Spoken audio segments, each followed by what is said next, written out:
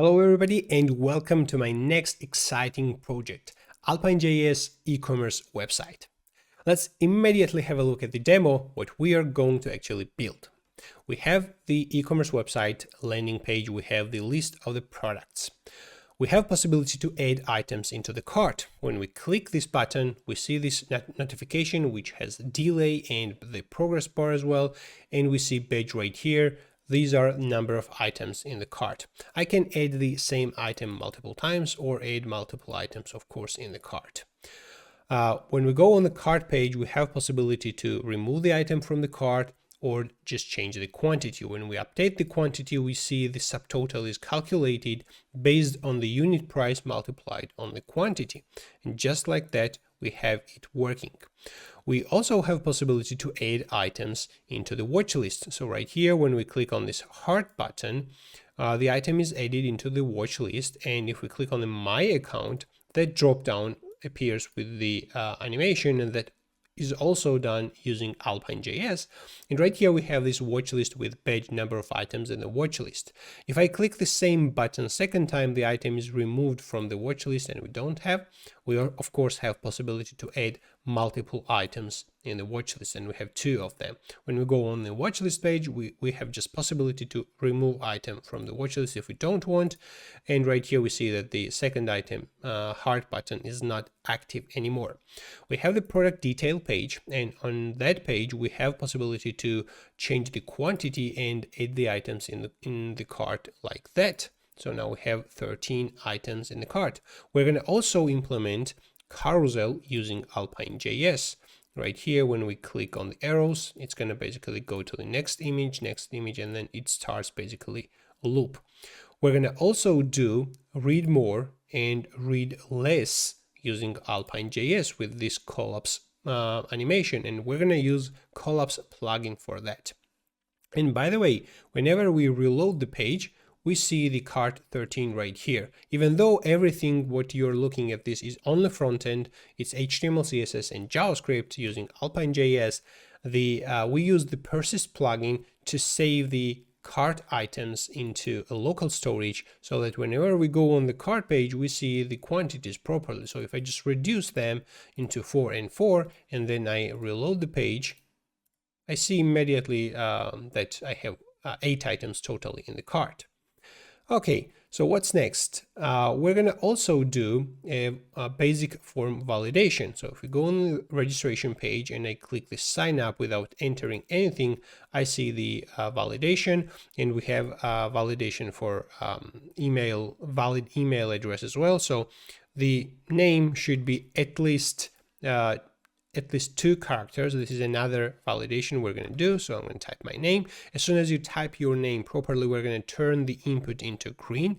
Let's type the proper email. We see this message. This must be valid email field. Let's fill up it. The password, for the password, I don't have like strong password validation logic. Simply, if you just start typing password, then it's going to consider it as a valid. And just like that, everything basically what you see right here, the validation, making green, making red, is done from scratch using Alpine.js. What else do we have? So we have the My Profile page. On this, we don't have anything specific done using Alpine.js. On the My Orders page, we have implemented Modal. So whenever I click the invoice, I see the Modal appears. We don't actually have the invoice content right here, but the idea is how to create Modal using Alpine.js, and that's how actually we did that. We have this Modal using animation. And everything is also responsive, the whole application.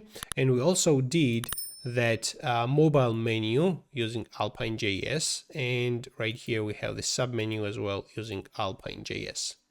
All right, that is the overall functionality. I'm so excited. Let's start.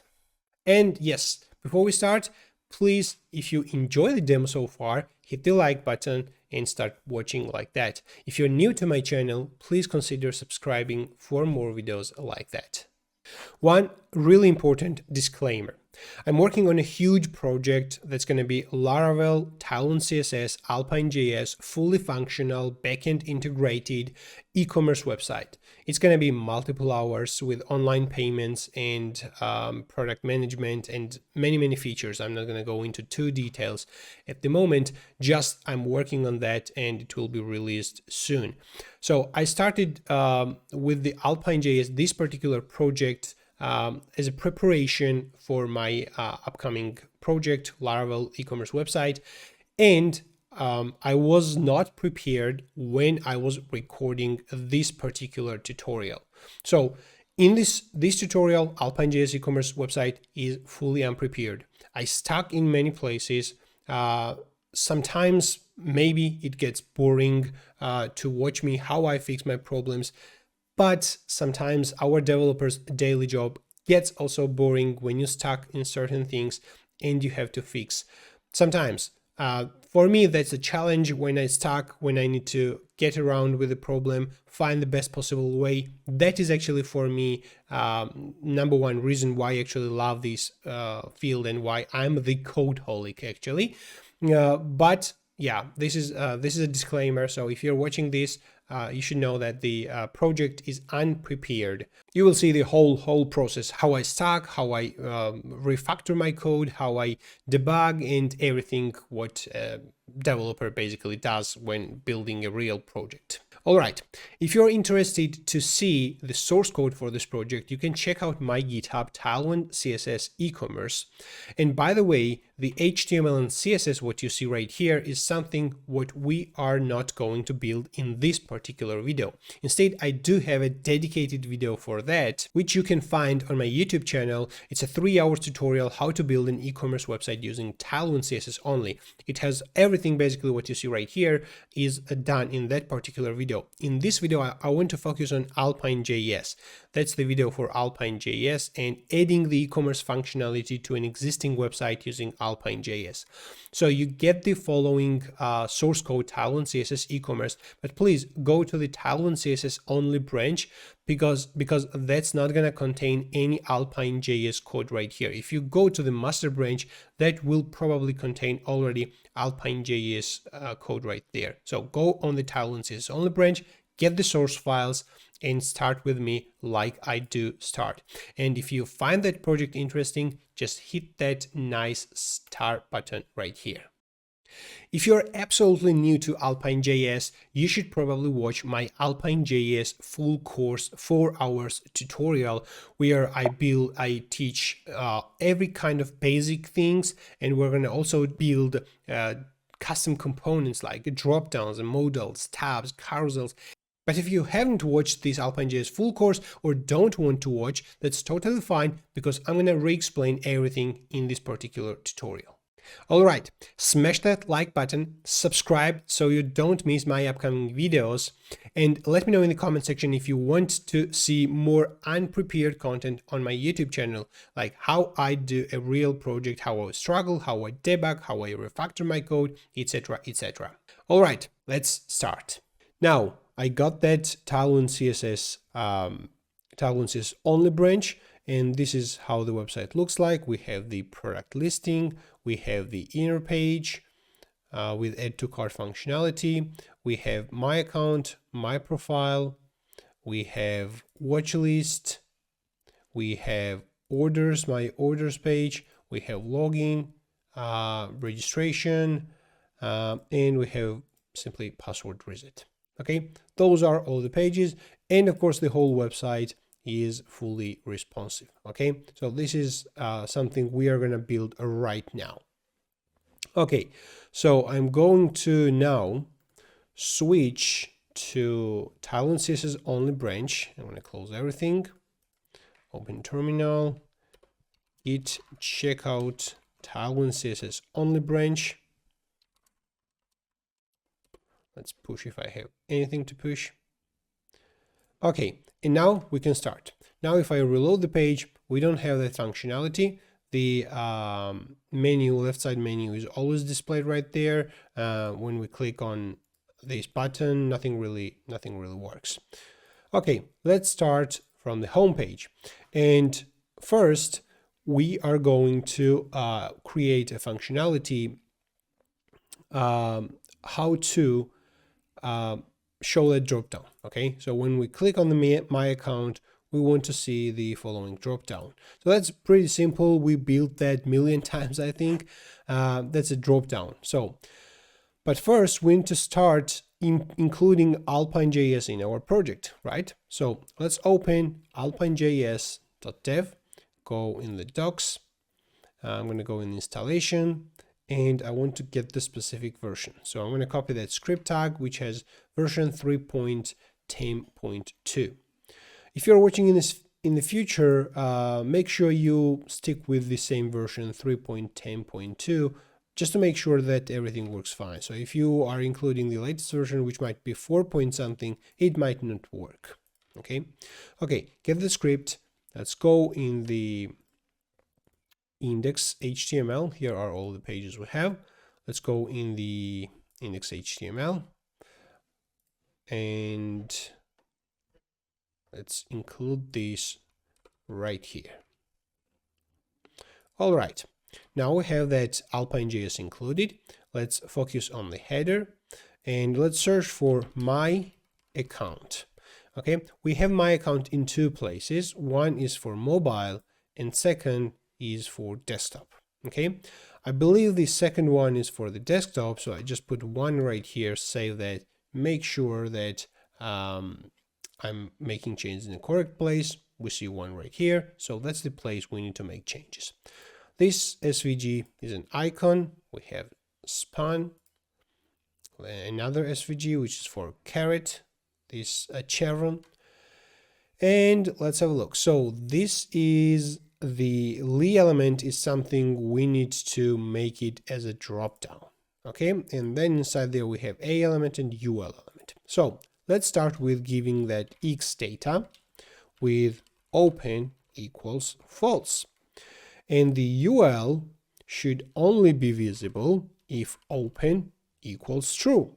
And let's add x transition as well, transition. As for the a, we need to listen on click, and we need to set open equals not open. And for the href, we can simply remove that or set into JavaScript void 0. So now we don't have this cursor pointer because we removed href, and we can add that cursor pointer right here. So we save that. Now we have, let's reload the page. Oh, we don't have that cursor pointer. I think we don't have because we are not building Tailwind.css. So if we open terminal, we need to run on the following project. So if you're actually getting the files from the GitHub repository, when you clone that, make sure you run npm install. Okay, when you run that, after this, you can already run npm run start or simply npm start. The start script is missing. I think we have npm run dev maybe. Yeah, we have npm run dev, and that's going to start watching to Tailwind CSS. And now it will understand that I used that cursor pointer class, and it will build the final, it will include that CSS in final build. Okay, we save that, we reload, and we see the cursor pointer. That's awesome. When I click on that, I see the drop down opens. I click on that, it closes. Okay. However, I also want to add a functionality when I click outside anywhere, like right here, for example, the drop down to be hidden. So I need to listen to click outside on this UL and set open equals false. So we save that, click on this, click outside, and the drop down disappears. Okay, that's as simple as that. So we implemented our dropdown.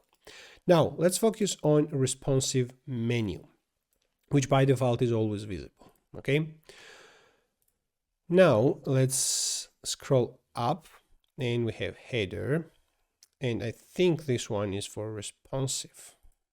So we have two navs and a button. This is the toggle button. These two navs are for desktop, and this div is for responsive. we should have comments. That's my fault. We should have add comments. Responsive menu. Let's save that, duplicate that, and I'm gonna put this down right here. So this one, these two nav elements are actually hidden when we switch to the responsive mode. Okay, but this should be also hidden until we click that button, right? So I am going to add this header x data and mobile menu open equals false. That's perfect. Just let me check if I'm recording. Yeah, I do recording. Yeah, sometimes, yeah, I just forget to miss the recording button, and then that's very bad. Okay, so we have mobile menu open equals false, and that div should be only visible show if the mobile menu open is true. And we can add x transition. However, I'm going to change the way how I'm actually displaying this in a few seconds. And on button click, we're going to set mobile menu open equals not mobile menu open. All right, now let's have a look. So now the left sidebar is hidden. I click on that and the sidebar appears. I click on that and disappears. However, the animation is a very standard animation, which is default animation for X show and X transition. There's fade in and scale in. However, I want the animation to be from left to right. So I want the menu to slide in. Of course, this can be done using X transition, and but I'm going to do it in a different way. Okay, so this one has a left 0, and we're going to add a conditional class right here. Okay, so this one should have left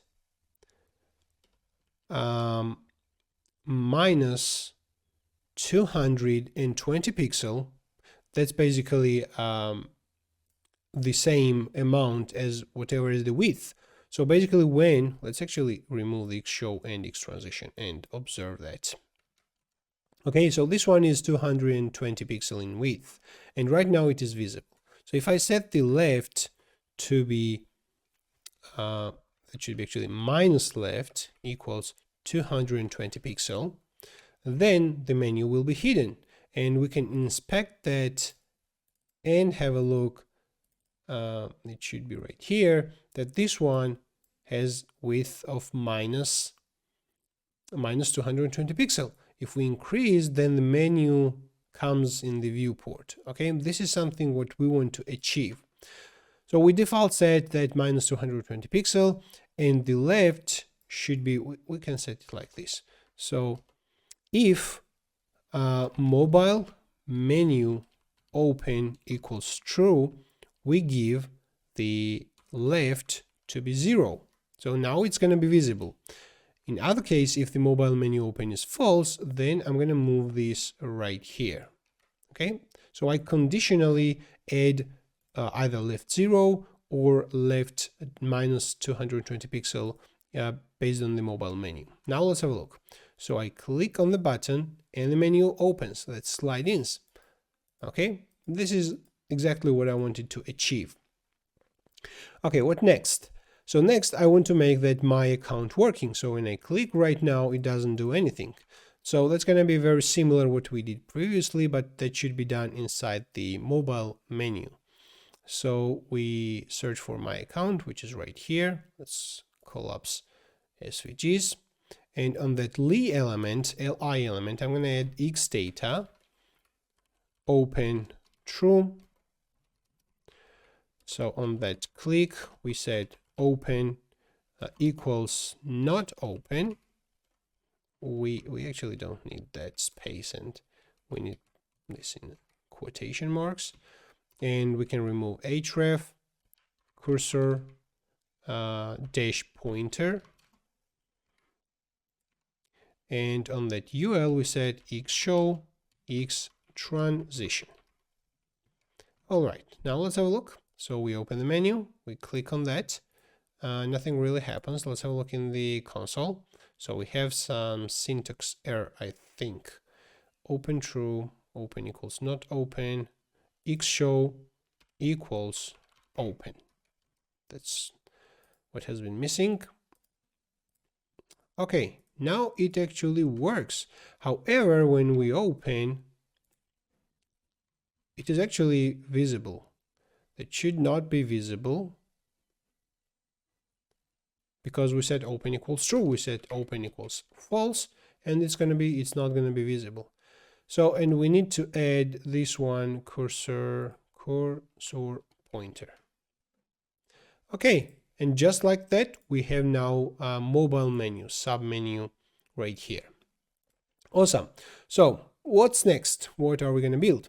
Let's actually build add to cart functionality. So whenever we click that button, it's gonna show a notification that the item was added in the cart, and the cart will have right here a red badge which shows the number of items in the cart, basically. That's as simple as that. And let's actually make it. So I'm going to make the whole application an Alpine.js component, because whenever I click the button and I put the data inside somewhere, that I want that data to be accessible in the header as well. So I know that the cart button is in the header, right? So we want to access the data in header, and then we need to push something in the data from the main.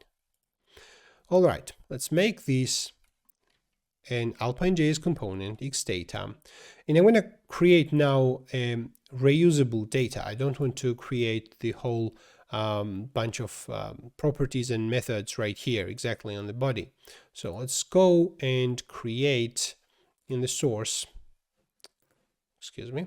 So in the source, let's create app.js, and we need to use that app.js script source app.js. All right, and now let's listen for document add event listener. We add Alpine : loaded. I think that's the event what we need to listen, or sorry, Alpine : init. I think that's the event. And we give a callback, and then we need to register data, alpine.data equals to, let's call this index. So because that's going to be the content for the index HTML, we call this index. And we give the second argument to be an object, but I want to make sure that I'm doing this correctly. So I'm going to go to my GitHub and have a look in the Alpine.js course. Let's go in the basics and app.js. So we're listening Alpine init, that's correct. However, when we define data, we should pass right here not an object, but a function which returns an object. Okay, that's something we should do. And now we have it. Now we have the index, and I can access index right here. And just to test that this works fine, I'm going to simply create a property test with lorem ipsum, and I'm going to use that test property right here using xtext test. So let's have a look now in the browser. So we see lorem ipsum. So if I change that lorem ipsum 1, save that, we see lorem ipsum 1. So we actually made it working. Now let's remove this, and now we need to define what kind of data we are going to have right here. So we need product counter, right? which by default will be 0. And whenever we add item right there, we increase the product counter. And we need to use that product counter in the cart. So let's search for cart. And I think this is it. And right here next to the cart, I'm going to create span with x text equals product counter. And this one should only be visible when the counter is actually more than 0. So we set x show to be product counter, and we can add x transition as well. And we need to do the same thing for mobile as well. Or maybe this is for mobile, but we need to do the same thing for desktop as well. So let's move down. We have another cart right here, and I'm going to paste this. Now we save that and we don't see anything because product counter is 0. But if we set this into 9, for example, now we see cart 9 right here. And we should be able to see that on mobile as well, cart 9. However, we need to add styling now to that. Let's actually add classes right here. I'm going to format the code and I'm going to add classes. So let's give padding vertical padding 1 and horizontal 2. Let's give it rounded LG BG red 500. Now let's see. Okay, this is something I don't like that. Maybe we need to increase the horizontal padding, and we need to make it rounded full. It should be fully rounded. I think padding is too much. Maybe first of all we need to change that into small. And I'm going to set the padding using pixels. So padding Y, let's make it 2 pixel, padding X 4 pixel. Let's see. It doesn't work. Refresh. Now it works. Let's increase the padding X into 8 pixel. Okay, that looks good. Now let's give it positioning. Like we need to make this position absolute. So let's give it absolute, and we give it left. Well, let's give it top 1 and right 1. We save that. And now it moves right here because we need to add a relative to the following A element. Yeah, to the A element. Let's give it relative. Now we have this right here, which is not the proper place. So we move the top down, and right, maybe we need to give it negative 1 or maybe even 2. Okay, I think that's more like it. So we have that counter visible next to the cart. That's, I think, pretty cool. So we set this into 2, we say 2. We set into 2 digits, then this is how it's visible. I think that's okay. Now let's implement the functionality. When we click add to cart, the counter actually changes. So let's reset it to 0 and it is not visible. Yeah, one additional thing, let's revert it to 10. So we need to make this proper styling on responsive as well. Right now it doesn't have any styling. So I'm going to get that small and find cart right here and replace, no, this is not, this one, replace it. Okay, and we need to give this one relative. Now this one is always visible, which should not be visible.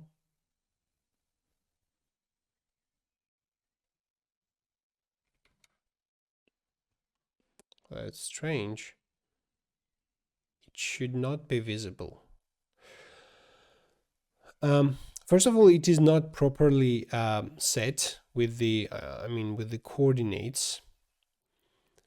Maybe this one doesn't need absolutes, and the top coordinates and right coordinates, because that's going to be inside the cart, just like that. And maybe we need to give this one, it has item center, and we should give justify between. Let's test this. Okay, this is something which ruins a little bit, so I'm going to put those SVG and cart into a span, and now it should work. Okay, we need to add one additional thing. That span should be actually, or maybe we can change this into div, that should be flex, and we need to give it item center. Okay, now we have this counter right here. Okay, no, looks good. Now let's implement add to cart functionality. So I'm going to create right here add to cart method, which will accept an item. Okay, and we simply accept an item, but we know that when add to cart is called, we should only add one quantity. So we can simply call this product counter plus plus. Okay, that should do the job. Let's save this. I click add to cart. Nothing really happens. Let's go in the console. Okay, it doesn't work because I don't call this add to cart. I feel stupid. Okay, let's go in the index.html, and we need to look for the add to cart button. So let's actually collapse the header and find main, and in the first product item we have that button which is for add to cart, and on that button I'm going to add click add to cart. So we save that, and whenever I click on that, I see that now the counter increases. Okay, that's awesome. Okay, that's good. However, why do we accept item right here? Okay, let's keep this item. We don't need that at the moment. But we need, of course, that click event listener on all the buttons. But let's first implement the main functionality. So I keep clicking and that increases, but we need to show the notification as well. So I'm going to create right here a method called create notification, or maybe show notification. I get that. And for the notification, I'm going to use our code from the Alpine.js course. Let's go in the components, and I'm going to get the index, open the index.html, and at the very bottom, I think we have, where's that? We have the popover, and we have the notification, which is this one. Okay, so we have visible, timeout, percent, interval, close, and init. All that are part of notification. So I'm going to just copy that and go in my VS Code, and I'm going to create an object called notification and put them right here inside the notification. Okay, notification visible, or maybe we can call it toast. It's more simple. And we have close, init. That init is something which should not be inside the toast. That init is called automatically by Alpine.js, so that should be outside. But what do we do right here? So we set the visible equals false, or we get the start date, end date. Yeah, so this basically shows the notification on initialization immediately, and then it starts interval and basically clears it out. But we don't want that to be displayed immediately. We want to change this into show. So whenever we call show, we want to show this notification. All right, but for for our toast, we have the message right here. We want to give the message dynamically. Okay, so let's actually get the skeleton as well. I mean the HTML. So I'm going to copy. We have progress as well. Copy everything. And go into index.html, and I'm going to go at the very bottom and paste this right here. However, I didn't copy the opening div, and that's how it should be, in my opinion. So that's notification, or let's call it toast again. Let's collapse this. Okay, if we're talking about properties, so everything basically will become toast.visible, toast.whatever. So that should be toast.visible. So let's save this and test this first. So we don't see the notification. We actually have an error. Percent is not defined, of course. So we don't have percent because everything used right here are toast dot. So let's create multi-cursor here and here and here and here and here and here and here. Toast dot. So everything is under toast dot. So let's save this and inspect that console. Percent is not defined. I think we use that percent right here, which is something we should avoid. That should be toast.percent. Okay, now we don't see any error, but we should not see the notification as well. Why do we see that? Visible equals true. We need to set this into false.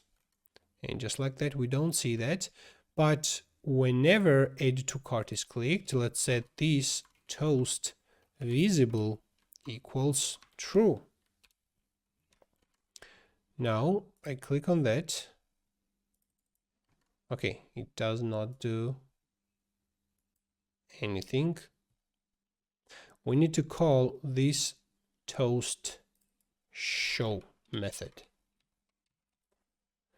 which will set this visible, this toast dot visible equals to true.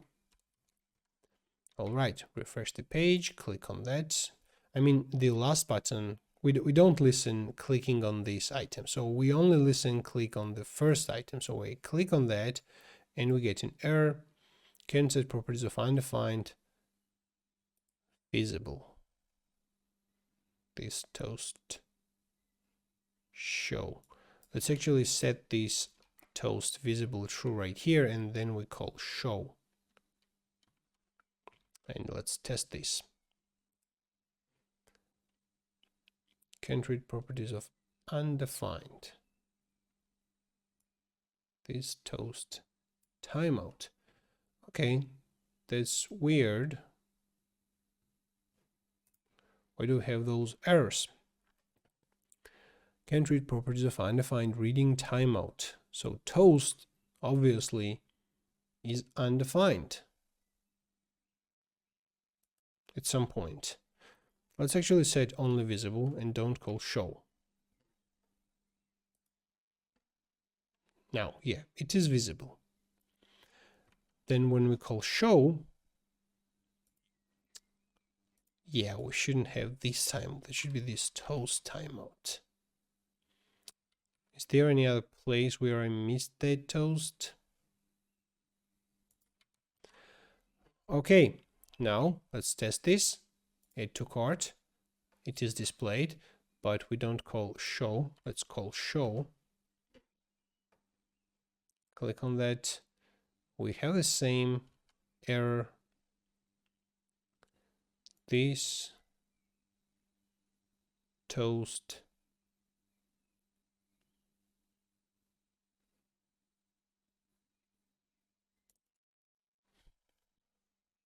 why is that? Let's put the debugger right here. Okay, what is this toast? This toast seems to be undefined. What is this?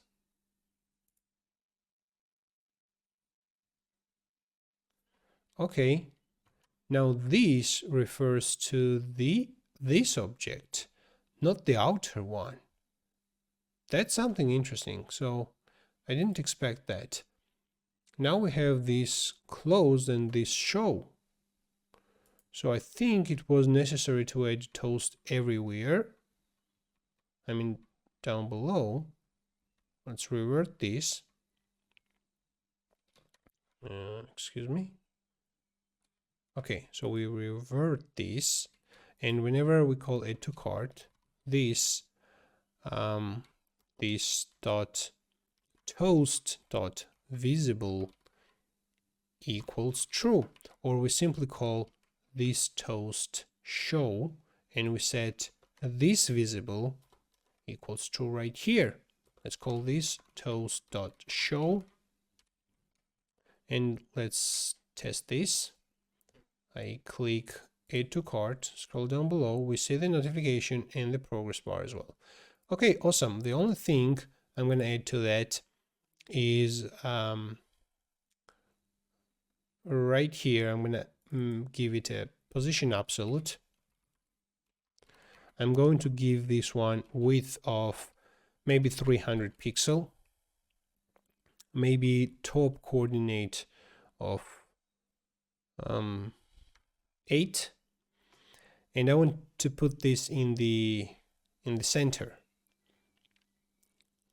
Let's first see how this looks like. Okay, this is how it looks like. Let's increase its width into maybe 400 pixel and give it left of 1/2, and then we need to give it minus margin minus m left 200 pixel. Okay, this one is in the center. We can increase top, and white is always visible. Let's reload the page. It is actually always visible. Which has toast visible. Okay, when I click on that, then the progress starts. Otherwise, it is always there, always visible. On page refresh. I think because this one has visible true, we need to set this into visible false, and let's give this one X transition as well. Click on the button and it appears it has progress bar. Okay, now let's give this one a message, proper message. So when the item is added in the cart, let's create right here a property called message, which by default is null. We can use that message right here, x text equals message. Let's remove all this lorem ipsum thing. And whenever we call show, then we set this toast, or we can give message right here on show. This is something more reasonable. The item was added into the cart. So we accept message right here, and we set this message equals message. Click on this. We see lorem ipsum. We don't see the message. Let's have a look. Maybe we have an error in the console. We do have. Message is not defined. That's correct. So that should be toast.message. Click on this. The item was added into the cart. All right. So we can give it a title, or we can put the message right here. So the toast has title, both title and message. We only need one at the moment. So I'm going to move this up. I'll remove that. Maybe remove that completely. Now we are testing this. The item was added into the cart. Let's remove this margin bottom. The item was added into the cart. All right. I keep clicking on that, and when I click twice, I see the progress bar. Yeah, the progress bar basically. Now we have a problem. Okay, so when I click it on the second time, we should make some changes. When I call the show, if the timeout or if the interval is set, we need to clear it and restart. So I'm going to put right here an if statement, if this. So when we clear the interval, by the way, we need to set this interval to be null as well. And I'm going to check if this interval exists, then I'm going to clear and set it to null. And then everything normally continues. Now let's test this. Add to cart again, and the progress basically starts from scratch every time I call it to cart. However, the actual timeout doesn't change. Click it to cart, click once again, and then the notification disappears until the progress reached the end. So we need to tweak that. So we have timeout right here, and I want to disable that timeout as well. We have timeout property, which I want to change, and I want to call this delay. So maybe change them right here, delay. But I want to create timeout property, just like we have for interval. And I'm going to say this timeout equals set timeout. And I want to do the same thing. So whenever the timeout reaches and the function is actually called, I'm going to say this timeout equals null. But just like I'm doing for interval, I'm going to check if this timeout exists. I'm going to call clear timeout, this timeout, and then it will create new timeout. We can set the timeout to be null right here as well. However, it is not actually necessary, so we can copy this and call this timeout. It is not necessary because we're gonna anyway reset it. Okay, now let's test this add to cart. After a few seconds, I'm gonna call it to cart once again, and now we see it successfully works. So I keep clicking on it to cart. The number of items in the cart actually increases. Okay, I keep clicking, and the notification is not displayed, is not hidden until the last progress bar reaches the end. Okay, that's exactly what we wanted to achieve. Okay, I think that's pretty cool. So we actually implemented that. Let's go and set the product counter to be 0. It is not visible. I start clicking. Item was added into the cart. That's pretty awesome. So we increase, and now I want to add this functionality to all the other buttons. So I simply let's search for click. It should be above right here, add to click, and we're gonna copy that, search for add to cart. Yeah, add to cart, and keep adding them. Okay, I'm gonna just on few of them. That's enough. So I click on that, click on that, click on that. The items in the cart increases. Look at this. Now this is something problem. So that can be easily fixed if we let's search for cart.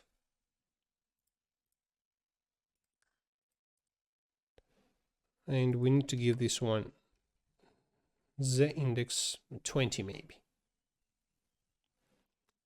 Okay, it is not enough. Maybe that's for the mobile. No, this one is for absolute. Maybe we increase this into the index 40.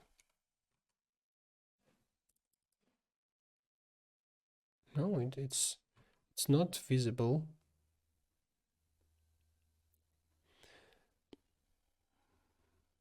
Why is it not visible? On mouse over, this one overlays the other one. Let's inspect this. It's a very minor thing. I don't want to spend much time on that specific thing. If we can fix that very quickly, then let's do it. I'm going to zoom out slightly. So we have that small and another li, and on mouse over of that li, let's add right here hover. We don't have hover on li, we have hover on a, and when hover happens, then it overlays the other one.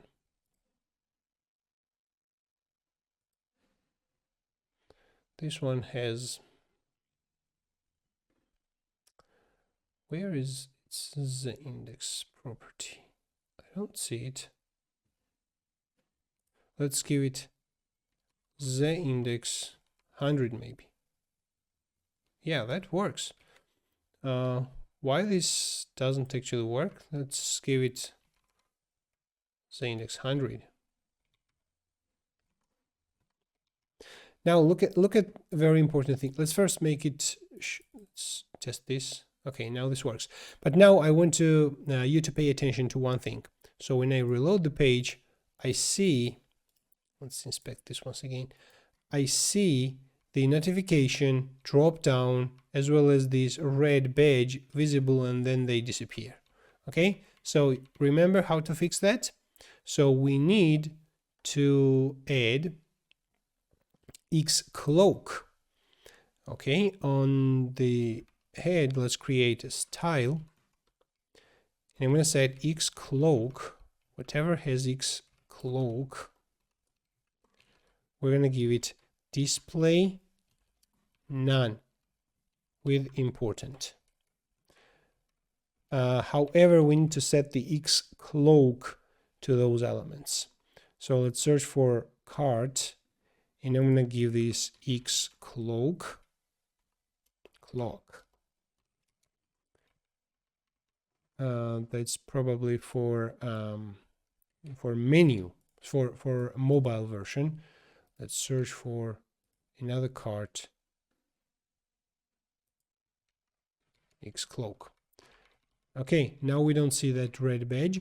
Let's add this xcloak on the notification, and we need to do the same thing for my account dropdown. That one is probably for mobile. The second one will be for desktop. Okay, now when we refresh, we don't see anything. Okay, quick fix, but very nice. All right, so we actually successfully implemented add to cart, and let's move on and now create add to watch list, which will be very similar to add to cart. So I'm gonna duplicate this and call this add to watch list. So we have product counter. Maybe we should call this cart items, and we need to have something similar for watch list items. Let's now search for product counter and replace that with cart items, and test the add to cart functionality. Okay, now let's implement add to watch list. So we have watch list items, we have add to watch list. The watch list items increases, and for the toast we said the item was added into your watch list. And let's get that small, and we need to put that in the watch list. So we have my account we have my profile, and this is where we have watch list. In the watch list, I'm going to put that small.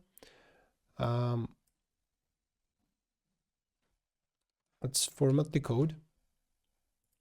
So I add into watch list. Sorry, I don't add this. I don't add the event listener to that heart button. So let's go in the, let's search for add to cart button, and next to that there is this add to watch list. So on click we call add to watch list.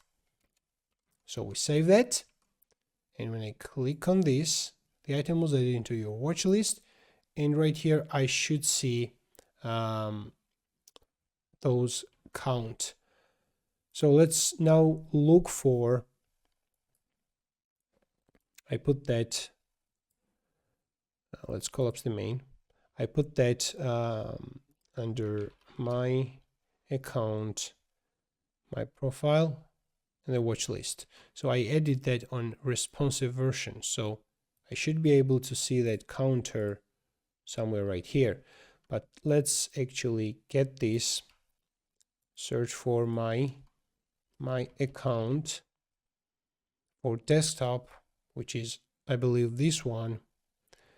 And then we have this watch list, and I'm going to put this right here. Now let's test this out. So we click on the button, open that, and it is not visible because we see right here cart items. That should be watch list items. Watch list items. Click on that, and we see watch list right here. I'm going to give this one justify between. Let's wrap those into a div with a flex and items center. And now that should work. Okay, now watch list has 2 items in there. However, there's an important thing. So if I keep clicking on this watch list multiple times, then the counter in the watch list increases. However, you cannot watch the same item twice. So you can watch or unwatch the item. Okay, so if you click watch on that specific item, that the button should probably be highlighted so that you know that you are watching this specific item, and then when you click on the same item, it should be unwatched and the counter should be decreased. Okay, that's something we probably should implement. But how are we going to do that? So the idea is the following, what I'm thinking right now, that each product will have an unique identifier. In most cases, of course, this will be ID when we implement this one. In the back end, this will be ID. Okay. And when we call this add to watch list, we're going to keep tracking that ID as well. So we know that if we are watching that specific item with that ID or not. And we can turn that watch list items actually into an object, or let's call this watching items. Let's call this like this. So watching items. However, I'm going to create getter for watch list items, and I'm going to do the following. So the watching items will be an object inside which the ID will correspond to true, that now I'm watching that specific item. Okay, I will set this into false whenever I want. I unwatch the item. And right here on watch list items, I want to simply return object keys that will give me the keys, or I can actually set this into an array. So here's the idea. I don't want set to false because that's going to make things a little bit more complex. Instead, I want always to have in the watching items the ID whenever I'm watching that. So maybe I can turn this into an array, okay? And from the watch list items, I simply will return watching items dot length. And whenever I call add to watch list, I should get an ID right here. And in the watching items, I want to push the ID. Okay, now we need to get that ID from add to watch list. So I search for add to watch list function and pass ID right here, 1 for example. Now, whenever I click on this button, I see counter 1 right here. However, if I keep clicking on this, I should not see that increased counter. So I'm going to do the following. Whenever I call add to watch list, if this watching items includes the given ID, we don't do anything. We simply return. Okay, we don't add it second time. Okay, we don't see the counter. I start clicking on the watch list and I see the watch list is only 1. Okay, so if I keep clicking on that watch list, nothing really happens. And I don't even get the notification because we simply return right here. Okay, however, if I click on the second one, which will have an ID 2, it will work. And we can test this. We have add to watch list. Let's scroll down below on the second item. Now let's add right here. Click add to watch list with ID 2. And like as I mentioned, later when we implement the actual e-commerce website using Laravel, we will have each item in the loop. And of course, each item will have its own ID, right? And that ID will be passed right here. Okay, now let's test this. Click on this one, we see counter 1, click it second time, nothing really happens. Click on the second item and the notification was displayed and the counter was changed. Okay. However, as I mentioned, if I click the same item second time, it should be removed from the watch list and the counter should be decreased. Okay, so I said instead of maybe returning right here, probably we should remove it. So these watch list items splice, let's remove it from the watch list items. These watch list items dot index of the given ID. Okay, using that approach, I'm removing that ID from the watch list, and probably we should show a different kind of notification that the item was removed from your watch list. In else, we add it. So the item was removed from your watch list. And the cart is extra. The item was added into your watch list. Now let's test this. So I click on the button, the item was added into your watch list. I click the same button second time, the item was removed from your watch list and the counter is not visible anymore.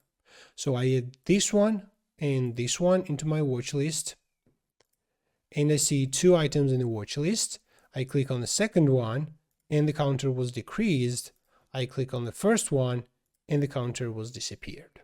Okay, and I get different notifications for each of them. So edit this one, you see the progress is almost till the end. Click on the second one, progress restarted. Now it reaches till the end.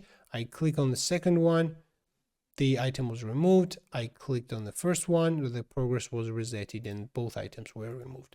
The only thing remaining here is to make the button active, that we know that this item, this particular one, is already in the watch list. Okay, so for this, I'm going to create is in watch list. That's going to be function which will accept an ID and return true or false. So return if this watching items includes ID. Then this one is in watch list. Let's go in index.html and excuse me. So whatever classes the button has on active, we need to give it if the item is in watch list. So we give conditional class right here, and we need to give if is in watch list. If the item 2 is in watch list, we give PG purple 800, and we need to give this one text white. Otherwise, we give basically nothing else. So let's have a look. So I add the item in the watch list. Okay, nothing happened because this one has also BG. Where is that? It doesn't have actually any color for BG, but it has is in watch list.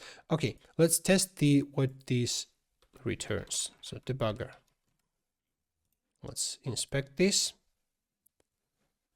and click on this. So we got the ID, which is 2. In the watching items, we don't have anything, of course. When I clicked on that, the watching items, it's an array and it has 1 right there. Okay, did I make a mistake? No, I added this one for the second item. Let's reload the page and let's click on the second one. Now look at this, it is in the watch list. However, the color is not pretty good, so we need to set this text purple 600 if the item is not in the watch list. Reload the page, click on the item, and look at this. Now it is dark. Maybe that should be 700 or PG purple 600, whatever it has on hover. So click on this, PG purple 600, text white. Let's test this. Click on this. Okay, now it stayed like this.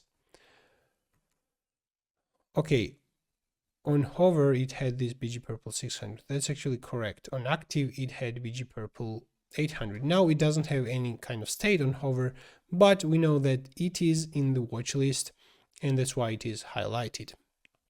If I click on the same button, now this is removed from the watch list and it's a normal button. So clicked on that, we see the counter, clicked on it, and the counter disappears. Okay, so we have to do the same thing for the other buttons. So let's move up and add right here with ID 1. Now let's test this. Add to watch list, add to watch list. Well, this one doesn't need text purple 600 anymore, in my opinion. So click on this, both are already in the watch list. So you know immediately that you are watching those items, and click on this, it is removed. Click on this one is also removed. Okay, that's how we implemented notifications and add to watch list.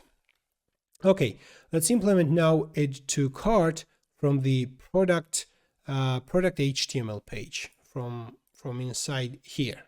Okay, for this we need first to include our app.js and script and style as well in all pages. Let's go into product HTML page and let's include it right here first. Okay, and we need to give it x data to be index. I think we have it index. That's right. That's why creating reusable data is good, because now we are using the data on multiple pages, product HTML and index HTML as well. And right here, it's as simple as finding the button, correct button, which is add to cart button, add to cart, and add to that button a click event listener, add to cart. I think we don't do anything else. So, but we don't display it right here because we simply don't have that page. Let's search for cart. It is right here. I'm going to give this one a comment, which is cart items counter. Okay, we comment this, and down below this is the ending part. And now I'm going to get this. Well, actually, we need this. This is for mobile again. So we probably need to put this in the product HTML in mobile. Where is that? This is it. We paste this right here. However, we're gonna wrap it. Well, actually, probably we should get the whole header from index HTML and replace in product HTML, just like this. I think this is something we should do. So replace, click add to cart, and we see the counter immediately. Okay, so it's as simple as that. So we do have reusable functionality right here. Whenever we click a button, then this one increases. All right, I think that's pretty cool. The next one is probably to manage the quantity. Okay, so we can increase the quantity, and whenever we click add to cart, the quantity should not be 9, it should become 11. Okay, all right, let's actually do that. All right, let's open VS Code, and now I'm going to look for quantity field, and this is going to be in the product HTML, of course. Let's look for quantity, and this is the input, and I want to add to that input X modal. So whenever I type something, I want to get that value. So X modal, I can actually use xref on that as well, and give this, for example, quantity element, and then whenever I click that button add to cart, I can access the value using this refs quantity element dot value. Okay, I can do this one as well. In add to cart, for sure we need to get the quantity, which by default will be 1. Okay, and instead of plus plus, we're going to use plus equals quantity. So this is one way to do this.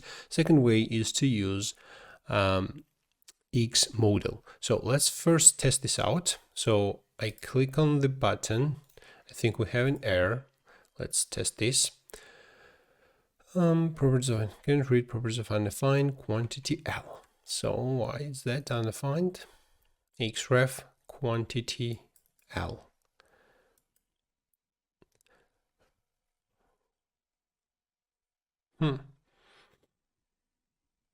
I think this is not necessary, or it is. Let's test this without this. We don't see any error. Okay, now we see.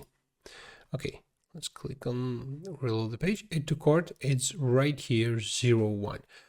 It adds 0, 1 because the default value for cart items is 0, and we add 1, which is basically a string.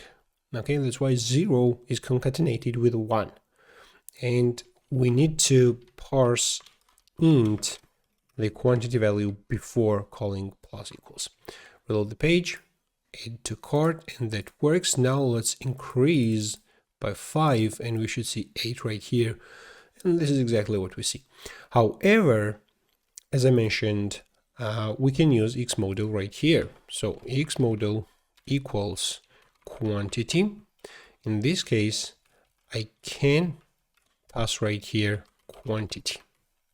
Let's test this. And when we set the xModal, we need to have default value for that as well. Okay, we can either define quantity on this page right here, or we need to define quantity right here. I actually don't want, here's the problem. So also the using index data right here is not maybe correct. So because the index data is basically for the index HTML, we want some kind of reusable data, but that shouldn't be the whole index data. Because for the whole index, what do we have there? So we have cart items, we have watching items, add to cart, add to watch list, is in watch list, toast. Okay, how should we do that? First, there are multiple ways. There are multiple ways to do it and to actually do that. So first is to add quantity right here. Let's add below. So quantity, and by default is 0. We save that. So we have 0. It should be 1 by default. Okay, so now we open the browser and we see 1 right here.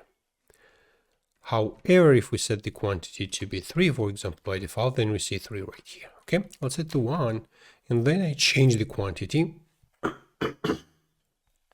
Excuse me. So I change the quantity, I click add to cart, and then we see right here.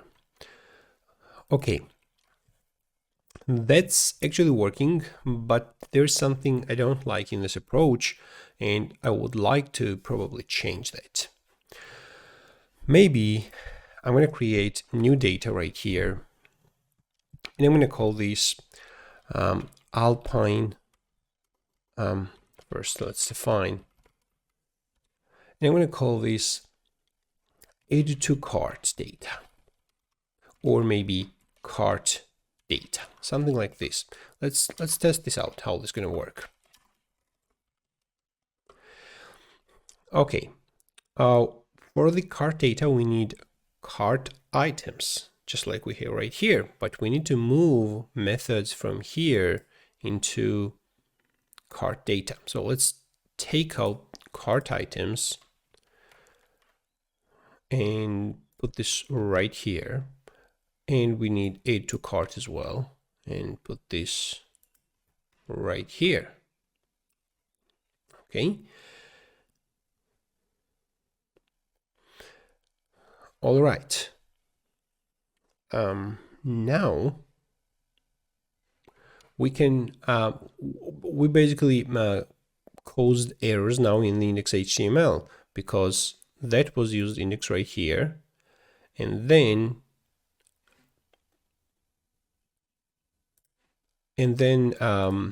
that methods were used add to watch list, add to cart inside index HTML, and we made it fail. What should we do?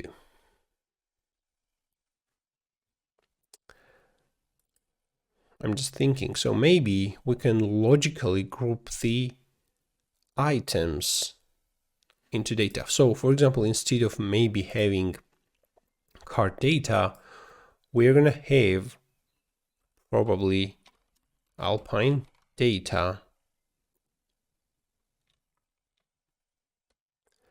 That's going to be product item data, which will be actually a function, or we can simply create right here a function which will return the data. So I'm just thinking what's going to be the best way to define reusable data so that logically the methods and properties are associated to that data, and that data will be used in the index HTML listing right here for each individual item, and on the product HTML, the whole page right here as well. Okay, so I want to define something like that. Then add to cart will be associated on that product item. So if I just rename this and call this product item, okay, so this one accepts this one accepts a callback and then returns object. What if we return from here function? So if I return function from here, and that function returns an object, then let's delete this. Then on the product HTML, for example, now we don't need the index right here. That should be product item. But we also need watching items, because watching items displayed right here in the header, and now we don't have access to watching items right here. So for that, maybe we need header data as well. So let's define Alpine.data. I want to create multiple components and they should communicate to each other. Okay, so that's going to be header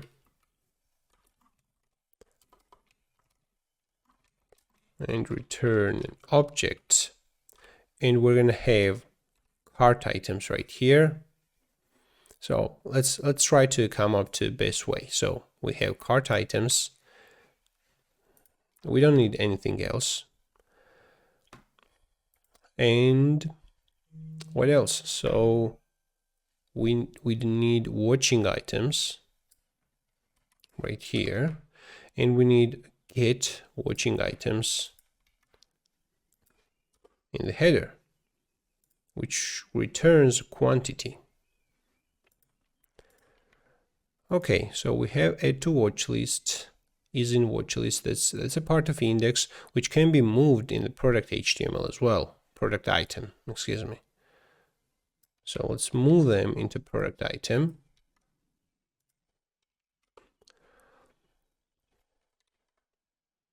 As for the quantity, that can be also moved into product item.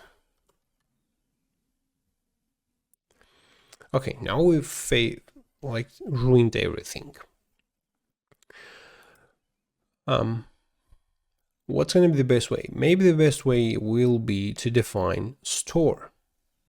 Store basically is a single source of data, and we can update the data from any point. And I think that's something we should be using here. So let's have a look in the Alpine.js documentation and go in the state section and search for store. We can define store data using Alpine store, just like this, and then we can access it using store.tabs, whatever is this. So let's define Alpine store, and let's call this header, or maybe let's leave it as header. Okay. So when we call add to watch list, instead of these watching items, we should put that in the store header. So this should be changed. So it's going to be this --sign store header watching items. And the same thing right here, this store header watching items. For cart items, we're going to have this store header cart items. Let's first have a look if we fixed everything what we just ruined. We have a lot of errors in the console. Isn't watch list is not defined. of course, is in watch list is not defined. So we don't have, we don't have add to watch list because we are using index right here. We should use product item. Now we are going to have error on toast. The toast probably should be read from store. So if I use toast right here and everything associated to toast comes from there, or we need to create subcomponent for toast, and then one component should communicate to another. So we need a communication of multiple components to each other. Like we know how to communicate from parent to child or from child to parent. We can use dispatch to emit an event. In this case, we need to communicate from parent to child. So that toast data needs to be set from somewhere. I think the best will be if we have this in the store. So I'm going to get that toast, delete that index completely and put this right here. Now we have toast inside store. And of course, we're going to have an error right here. Toast is not defined. Let's scroll down below. And instead of accessing directly toast, we need to access using store.toast and etc. So now toast is not defined. Where do we have toast? Right here, that should be store.toast.percent. Can't read properties of undefined, reading percent. Okay, I think this is something we have to change because now this visible will not gonna work. That's gonna be this toast visible, and anything starting from this should be changed. Let's create multi-cursor. So that will be store.toast. Well, maybe we don't need this store, we simply need this toast.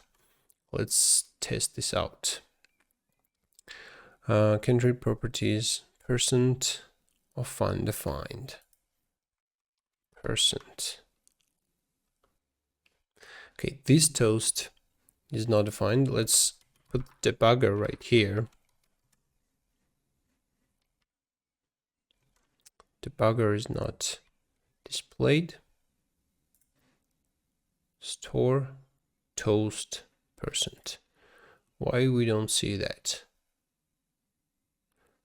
Because we put this in the header. That is the problem. So we need to define second store. That's going to be toast, right? So let's actually revert our changes back like this. So we don't need this store. I'm going to get the whole store object, toast object. Let's define another store that's going to be toast, and I'm going to put everything here.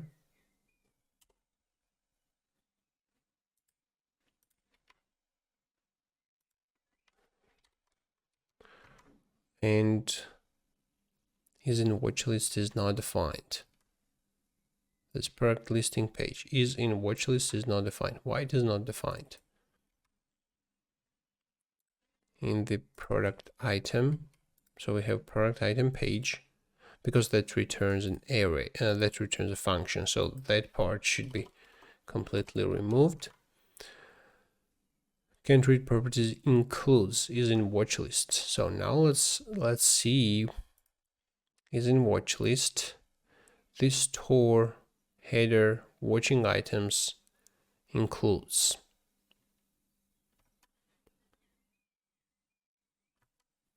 Watching items is undefined. Why it is undefined? Because I think that should return not a function, but this should the second argument for the store method is basically an object, not a function. So let's change that. Watching items is not defined. Watching items is not defined. Now that's correct. So we are accessing watching items in the header right here, but we should access it using store, or we can create computed properties right here. So that's going to be getter for watching items, and that's going to be return these store watching items. Now we're going to have second error. No, we don't have that. All right, let's test this. So I click add to cart button. Now we have an error. Show country properties show add to cart. On add to cart, there's an error toast show. Of course, if we go in the app.js, we need to access using store.toast show. Okay, let's check add to cart once again. We see notification. We don't see count right here. And I think that's because the cart items is not used correctly. That should be used from store.cart items. I think we have this on multiple places right here as well.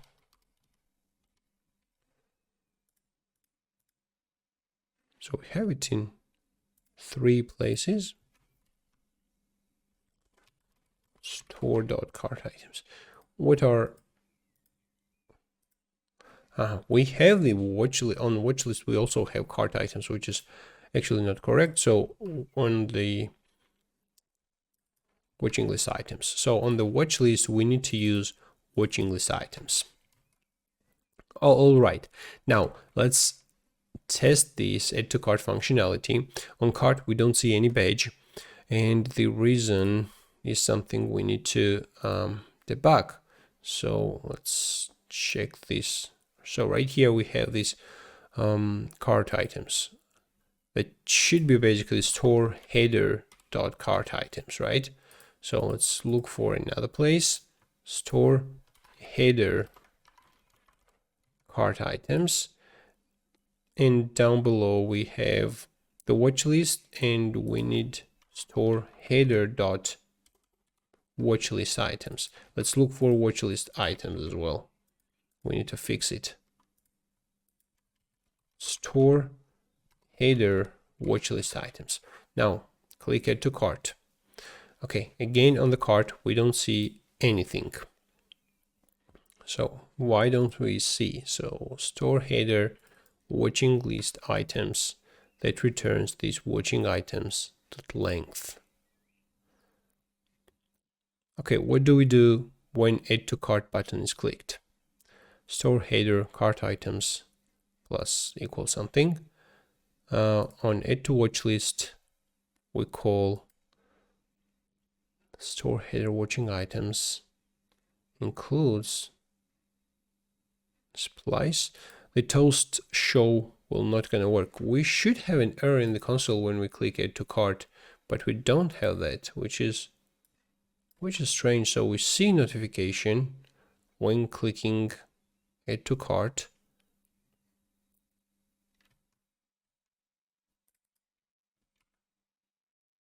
and cart items quantity is also changed. So let's actually print the whole header when we click add to cart. Why don't we see an error? Cart items is actually none. Why?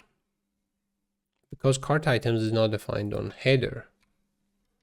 That's the problem. No, it is defined, but it is defined right here as well. Probably that shouldn't do anything. So cart items on header is 0. Then we accept quantity right here, which has default value 1. It should not be none. Okay, let's put debugger right here. We get the quantity, which is actually an event. Okay. So let's look for add to cart. This is first, second, third. Okay.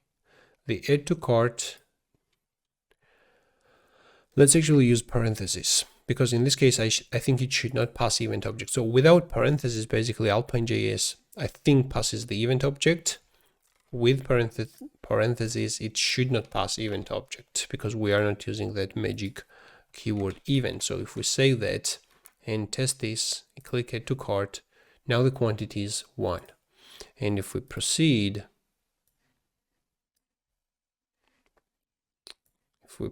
we see counter right here. All right.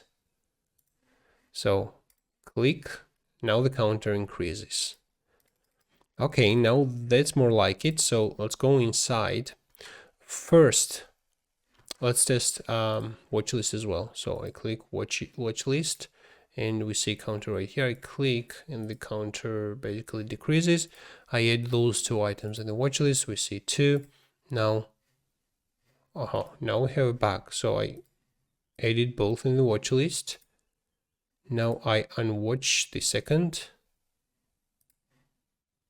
No, it's actually correct. All right, here's the problem. So I add to watch list both, then I unwatched the first, and the second was also unwatched. So let's search for add to watch list. 1, 2. Why did that happen? Add to watch list. If store header watching items includes this toast show will not work. We're going to have errors in the console.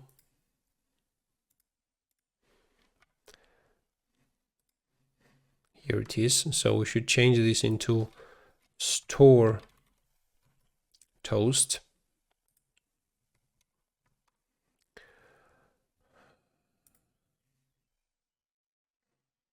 Okay, let's see. Now I edit second, I edit first, now I removed second, and the first was also removed.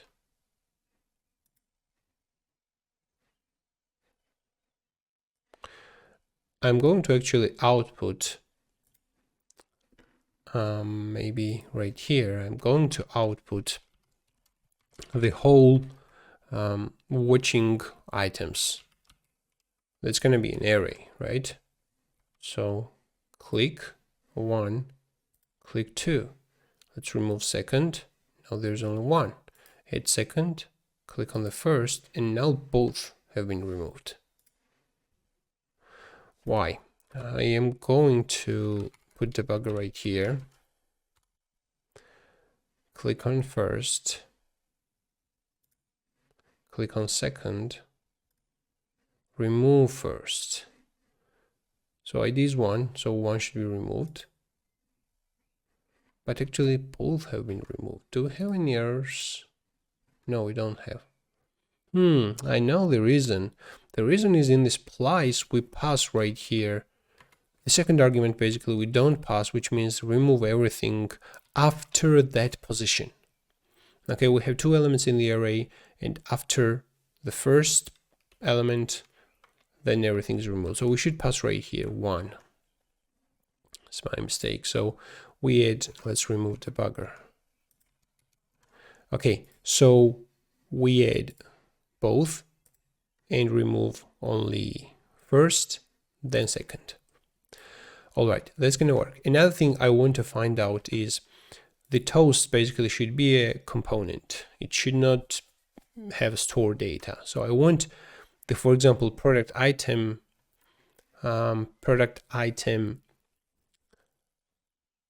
component to communicate with the toast component. Okay, so let's look for Alpine.js data exchange between components.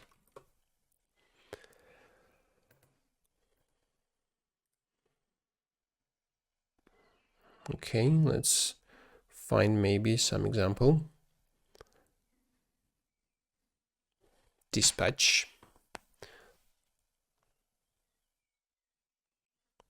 This one toggles something. And which component listens to that? Okay, it dispatches something on window.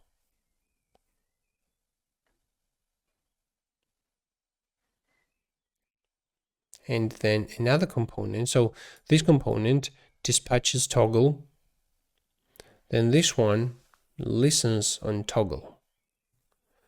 Okay, that's I think that wasn't mentioned in the documentation, or I missed that information.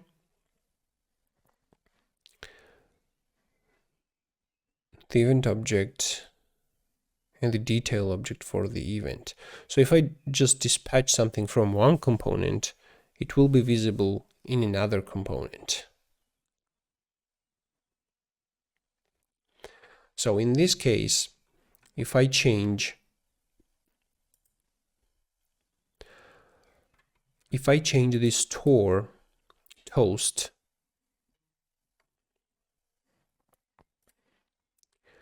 from store into a component, the data, and we're going to use it like we are using previously, but we need to listen to store custom event to get the data. So for example, let's actually change small things. So let's actually change this into data again. Then we have a function right here which returns an object. Now in the index.html down below, we have to remove the store, just like this, and we have to remove store from here as well. Now when we want to interact with the data, I want to simply dispatch. So this dispatch notify, and then we can pass an object, and in the object I'm going to pass a message equals this. Okay, let's put this right here, just replace the message. We edit, should be replaced. We add that into add to watch list, and let's first test add to watch list. However, we are not listening to dispatch event on the toast. So we can listen to from here. I think we should listen from here. Okay, x on, or simply at notify. We get an object right here, event and details. Event details, hello. So we can access event details dot message, and simply maybe we need to simply call show, and we need to pass event details. Let's go in the show and we get a message. We can pass event details dot message. Now let's test this. So add to watch list. We don't see notification. Toast is not defined. Okay, so we don't have xData right here. xData, toast. Now the toast itself is its own component. It shouldn't have toast. It has visible, it has message, and it has %. Let's check this. Add to watch list. Okay, we don't see toast. But we don't see any error as well, which is good. So let's test now if the show is triggered. I think it is not triggered. Click on that. It is not triggered. Go in the index, notify. So we call notify, we dispatch that notify right here. All right, let's check the guide as well. So we call dispatch and pass hello and world. Well, in this case, we're dispatching from the template, but it really doesn't matter, right? So we call dispatch on the product item. Well, the product item is actually a parent component of the index.html. So they are not sibling components. So that's why probably it does not work.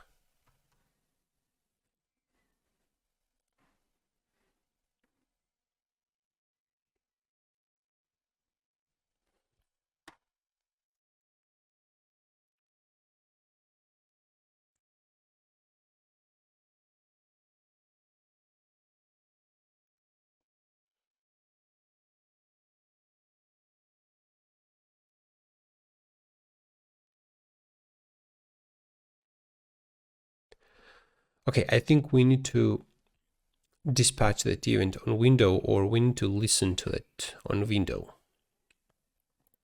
Or we can use namespace as well. So if we have a look in the documentation, let's look for dispatch.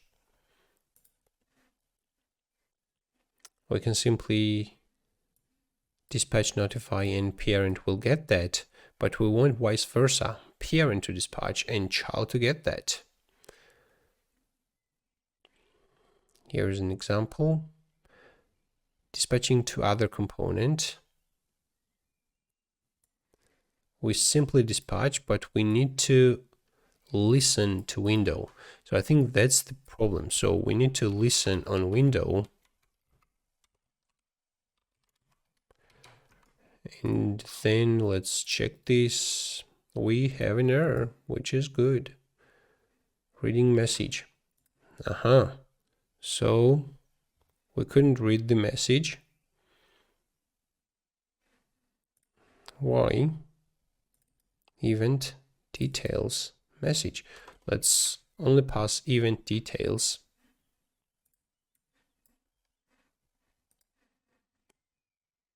So the message is undefined.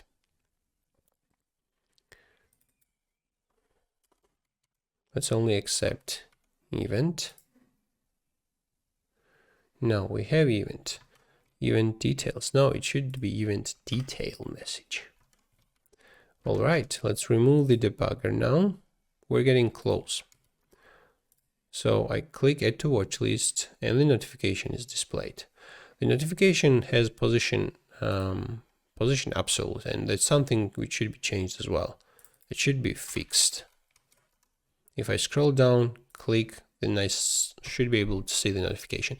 All right, so that's something I wanted to implement. So we have now structured data. So we have header data for cart items and watching items.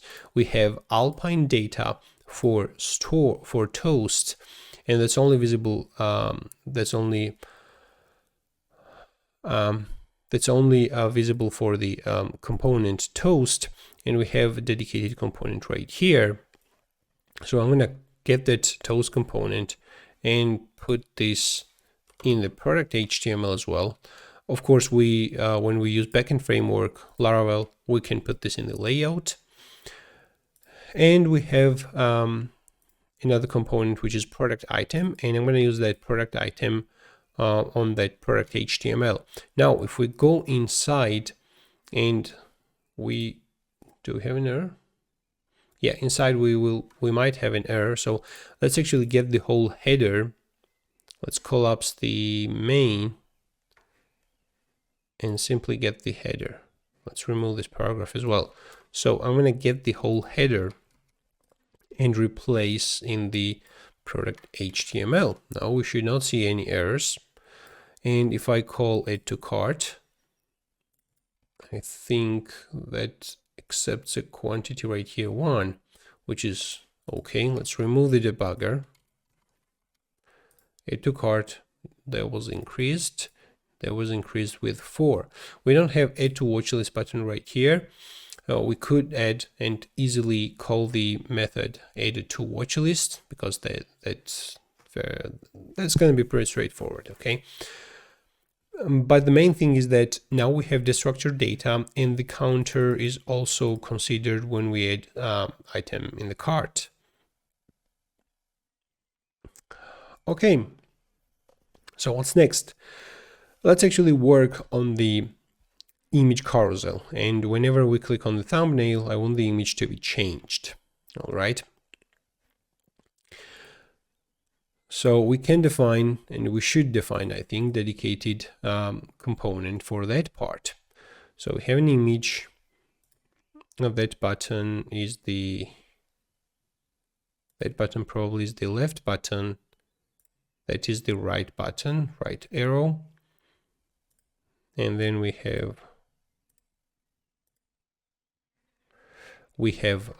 those thumbnails. So I want to write comment left button. Let's duplicate this. That's going to be right button.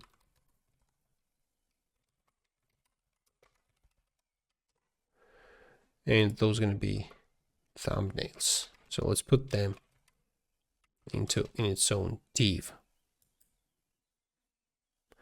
But we need flex on that div. Thumbnails.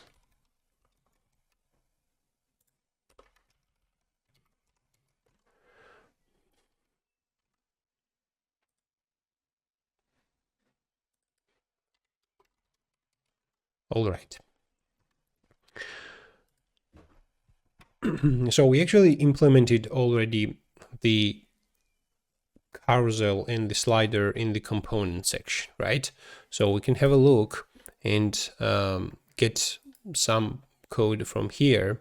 If we go in the components in the index HTML and look for carousel, this is what we implemented. So we have images right here, active image, previous, next, and init. So those buttons are actually working. So we start iterating over our images and render all of them, and then show and hide based on the active image. The only difference between these and our version is that we might don't need to put the give the images as a X data. So we might need to render them using Laravel, okay, later with the backend framework. That's something to consider as well. But I think in this case we can simply get that X data and the whole carousel basically. So I'm gonna get the whole div and replace which part? Colspan 3, Colspan 2. I think we should replace this part like this.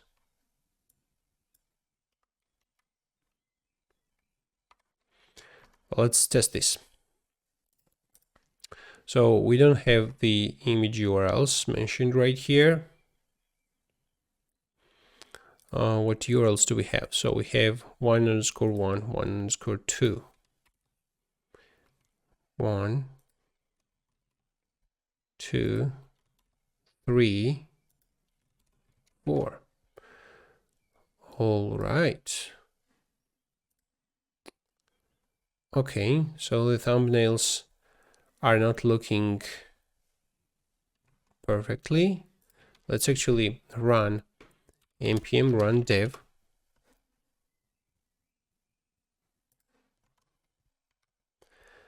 Okay, now it looks good, and the arrows are visible right here. If you don't see them, probably we should give it slight background. This one, let's give it bg black, like 30%. Okay, like this. Let's give it here as well, bg black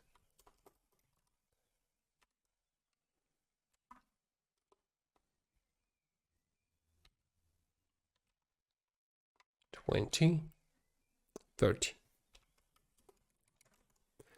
Okay, let's check.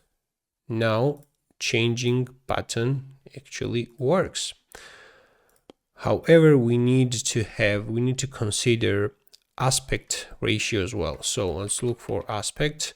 We are using aspect plugin. We used aspect plugin on the Alpine.js components, but we don't have aspect plugin installed right here. So in our current component. So let's go in the Tailwind CSS. Let's actually look for Tailwind CSS aspect. And we should install it like this. So bring up the terminal and paste this right here. And then we simply need to require in our Tailwind config. Look for Tailwind config and put it right here. So let's actually restart our server. And now let's have a look. Okay, now the aspect ratio actually works and the image is displayed always in the same ratio. And the image changing actually works. So that's perfect. So when I click also the image, it changes. It doesn't have that smooth animation, which I actually don't like. So probably I should completely remove that. And it also jumps at the top when I click. So I call prevent on that, but I don't call prevent right here.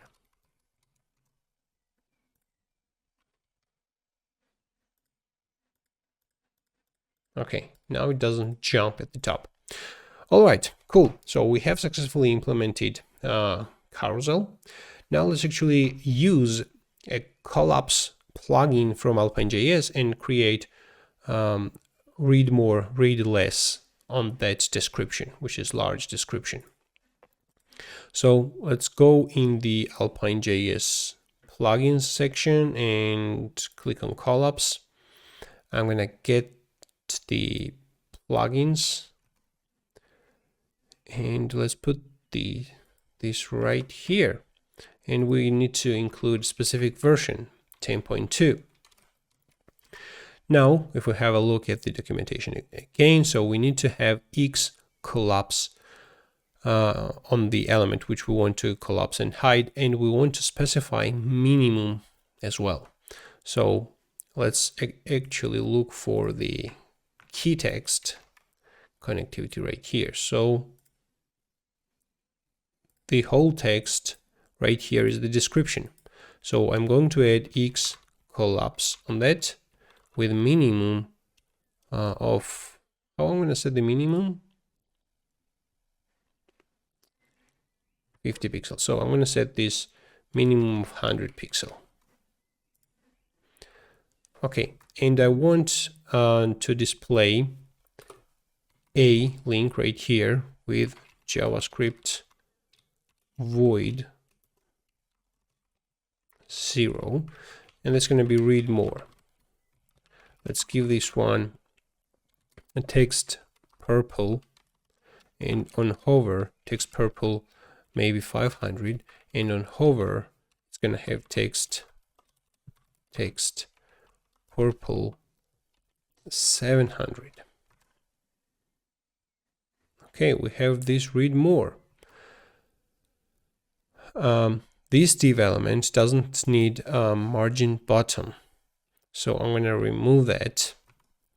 Now we have this read more. I'm going to move these to the right, so class text right.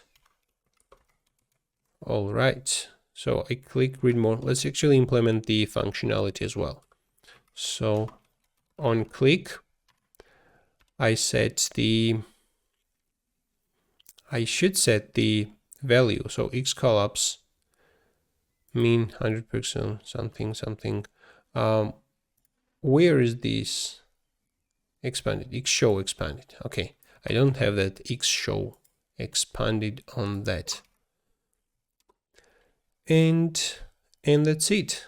So now I'm going to actually put this into its own div, and I'm going to make that div as a component. So let's collapse this one.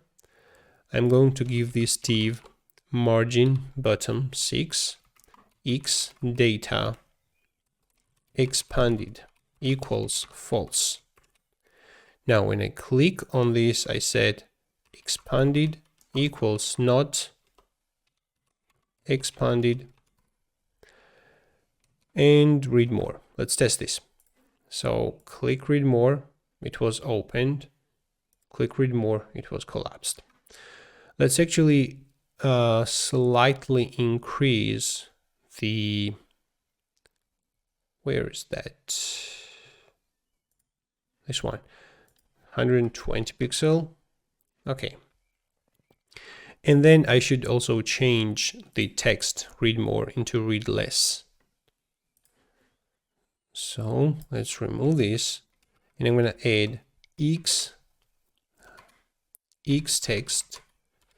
If expanded, then we have read less. Otherwise, we have read more. Now click on read more, read less. All right, that's another cool feature. All right, what's next? Let's actually implement the form. Let's actually implement, I wanted to say form validation, but let's actually implement the quantity change and remove from the cart. And I also want to add persist, because whatever I add in the cart, I want it to be available after refresh. That's a nice feature for demonstration purposes. Okay, so we're going to use the persist plugin for that, which is really cool. So let's go in the plugins section, and I'm going to get that persist from CDN. I want to put that in all pages basically, but right now simply I'm going to put in the index and on product. Okay, and let's use the specific version 10.2. 10.2, and let's go in the app, and cart items, that should be persist. I think we can simply use persist, can't we? Persist 0 for cart items. Let's test this. Let's inspect if we have any errors. We do have an error. The error basically says percent is not defined. Why does that say that? So the success for percent. Okay, we have X data on toast.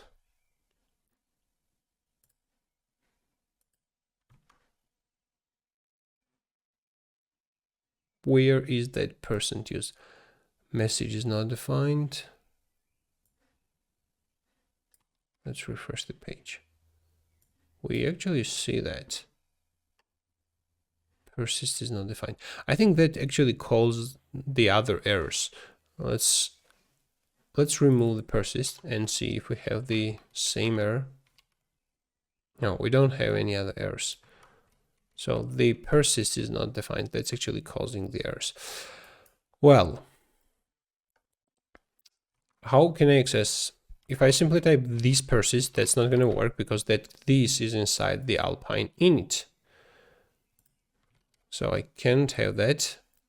Let's actually have a look in the documentation. I think we need to use Alpine persist. So let's use Alpine persist.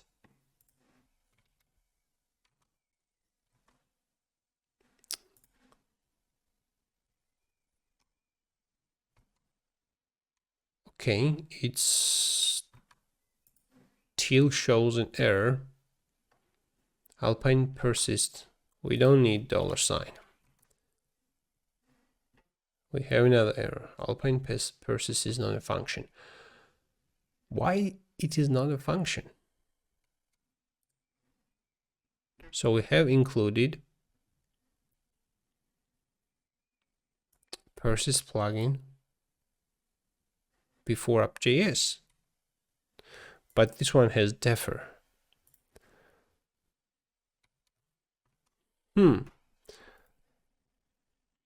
Alpine persist. No, it should be $persist. It is exposed global, so it can be used outside of Xdata context. This is useful to persist data from other sources such as Alpine store. This is exactly what we want. Alpine $persist something. It does not work.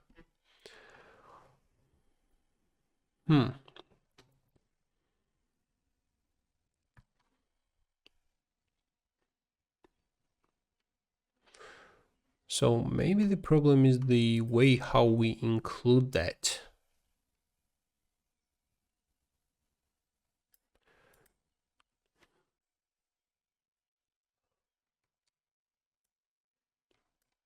I don't see any other reasons. Basically, the plugin should be included before the Alpine core. So Alpine plugins and then Alpine core. So we have the ordering correctly. And I also tested the persist plugin and it actually works, right? But it doesn't work in the component. So if we simply remove that Alpine persist and then open the index HTML and create very simple Xdata with count corresponds to persist 0. If we don't see an error, then it works. So we don't see an error, so this works, and we can use xtext count as well. And we can move this up so that we immediately see. So that actually works. However, having using persist inside the store causes a problem. Do we need actually the store to be defined in Alpine init? I'm not sure. Let's actually write Alpine persist. We do have an error. Let's have a look in the $store. You can use this or okay. Yeah, it should be inside Alpine :init.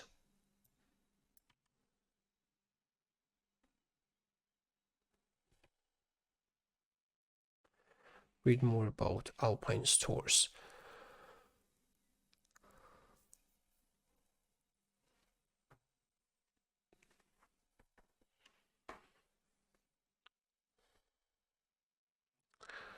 Weird.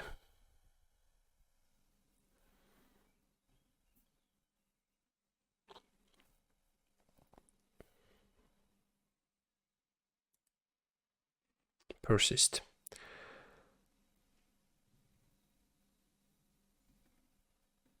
Persist from store. Persist with Alpine data.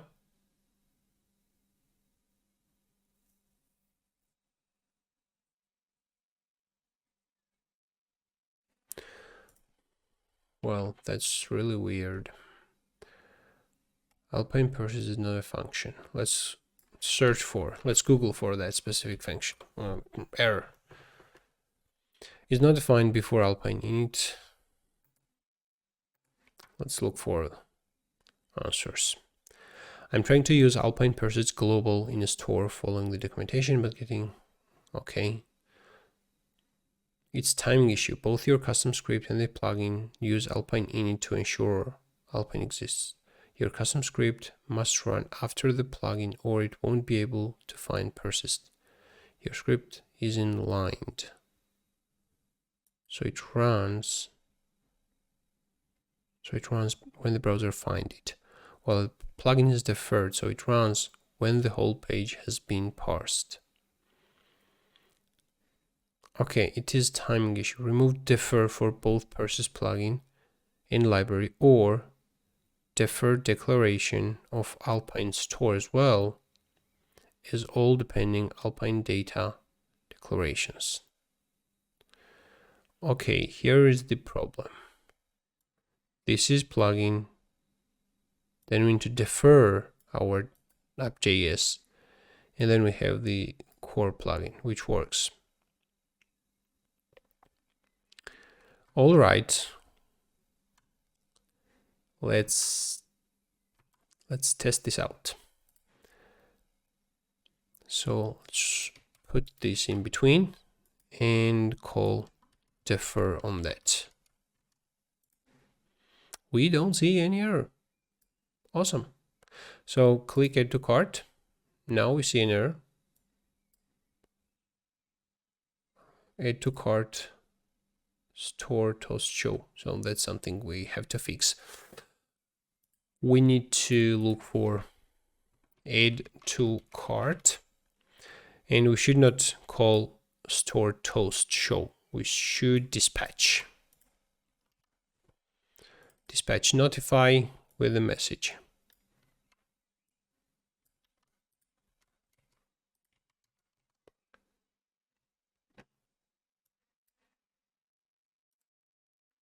Now look at this. So I refresh the page and I see 2 right here. That's actually awesome. I want to remove that extra div from here. Now we have 2. I refresh the page and we have 2 items right there. All right, that's cool. I want to do the same thing for watchlist items. So I'm going to use Alpine $persist with an empty array. Now I click add to watchlist and I see count right here. I refresh the page and this one is highlighted and I see 1 right here, which is awesome. So I use that we successfully used that persist plugin, which is really good. Now let's go on the cart page and I want to actually add and remove items from here. And for that, I think we will have to make a few more changes. I am going to change the components, the product items, into their own components. So that's going to be x data, and the only thing I need from here is probably an ID. ID corresponds to 1. Okay, so we have description, and inside add to watch list, I'm going to pass ID. Just like that. And into add to cart as well, I'm going to pass which items should be added in the cart. I'm going to pass ID. and quantity as well, but the quantities in this case will be 1. Okay. But the main thing is that we convert this into an Alpine component. Let's go on the second item and add x data 2. Again, we need to pass right here ID and here ID as well. And we need to do the same thing for all other. However, I'm not going to do that. I'm just going to do on the first 2 items. And I also want to, no, that's actually enough. Forget. Okay, we have this ID. I want to slightly change it to cart. We need to accept first ID right here and then quantity. And from the product HTML, I'm gonna pass right here ID as well. And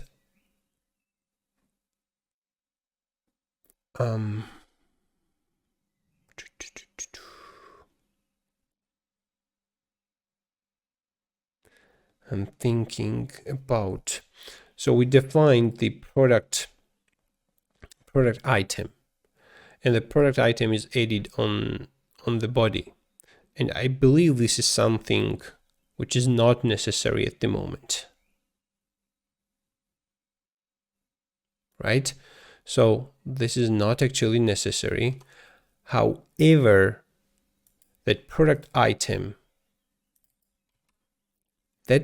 should be used right here. So that's an actual product item, each individual item, right? However, this one needs ID as well. So maybe if we just turn this into a function like we started before, which accepts an ID and puts the ID in the state of the component. And then I call product item and pass 1 here. I do the same thing, product item pass 2 right here. Then everything else should be the same. So this one, the data basically is a function, and we call that function right here. We need to test this. We don't see any error. Click add to cart, and the counter is increased. Refresh the page. Go inside, and that's the place where we have errors. Percent is not defined. That's okay. So let's scroll down below. I want to get this toast and put this right here. Percent is not defined.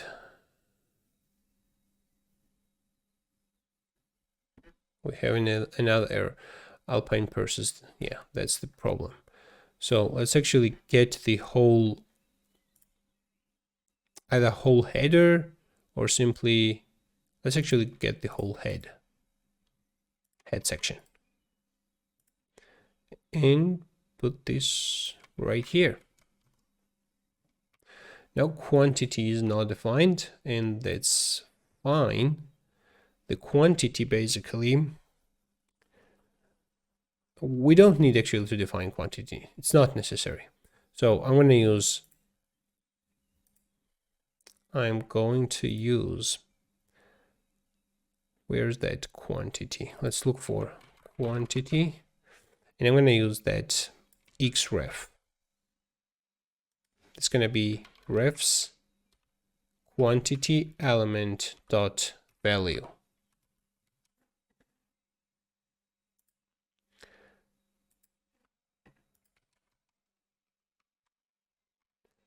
Now, if we inspect, and I'm going to call add to cart. Now we have an error. Add to cart is not defined. Why is it not defined? Add to cart. So we first need to give it an ID, but that doesn't change anything.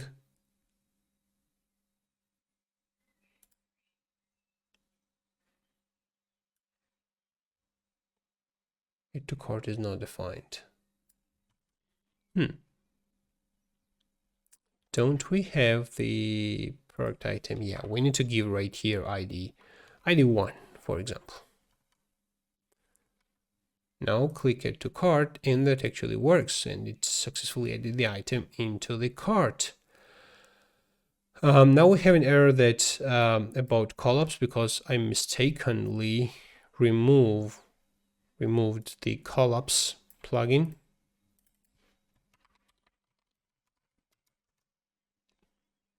Now we have that read more, read less. Okay. Now, if we go in the cart section, I want to render those items from the cart items. So that's going to be simulation of actual scenario. We now, in the add to cart method, we accept an ID. So just like I'm doing for watchlist items, I want to add that ID into an array and then iterate over those items. Or maybe I can just add a xData attribute, or maybe iterate. I don't know. So let's first start with step by step. So I know for sure that I need to get the ID and save it somewhere, like I'm saving inside the store header watching items. So I want something like this for cart items. Let's collapse this toast, and we have cart items and we have watching items. I want to do something similar. I want to create getter for cart items. I'm going to implement this in a moment. And yeah, I'm going to implement this in a moment. Excuse me.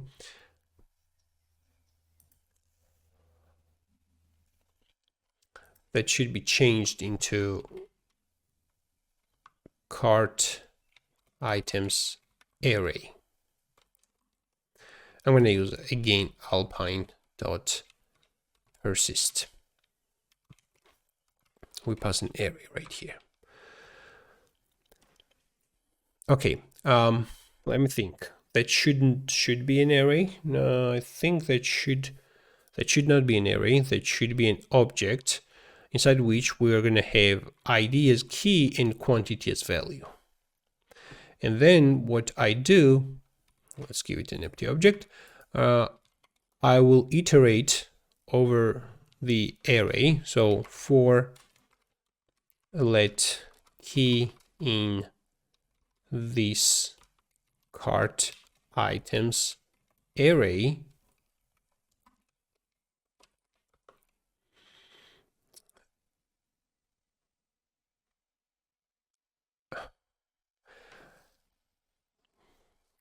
I need a sum variable right here equals 0, and sum plus equals this cart items array for the given key, and then I return sum.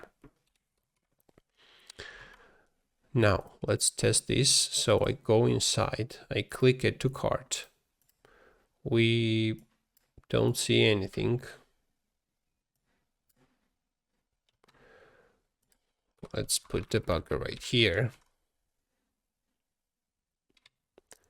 This cart items array. Okay, there's nothing. So I click add to cart. That's the problem.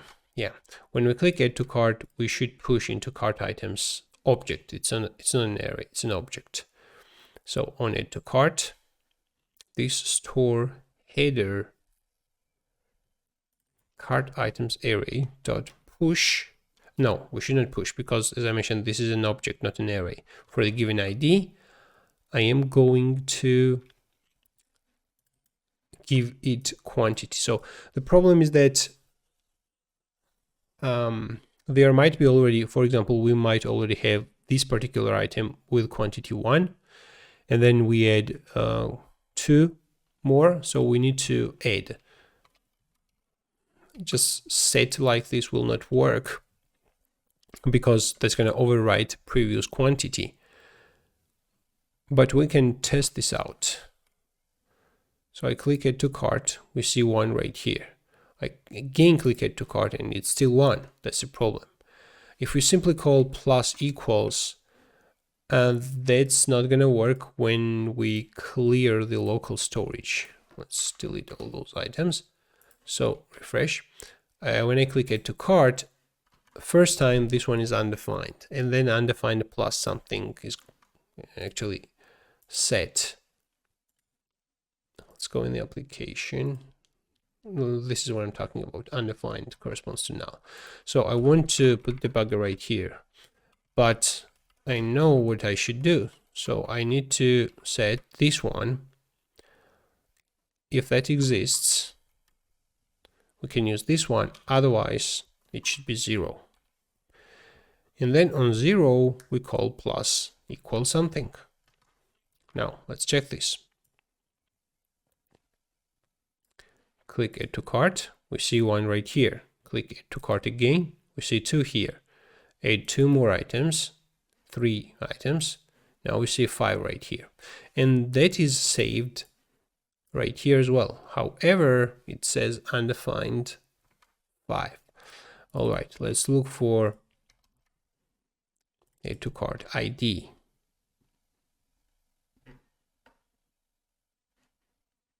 Product item 1. We get an ID. That's strange. So we accept an ID and set the ID. What's the problem here? Let's output the ID. Xtext ID.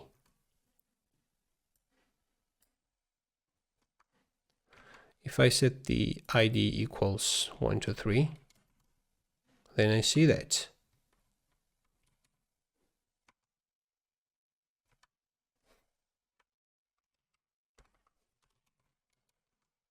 Now I don't see that. All right, there's a problem. Product item. Product item.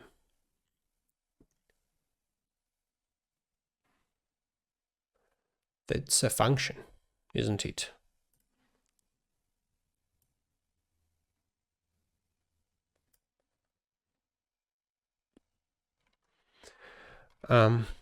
Alpine, we have a problem. So I expect when I pass ID right here, I expect that ID to be received right here. But I think we should define the function inside Xdata in a different way. So Alpine.js function Xdata function.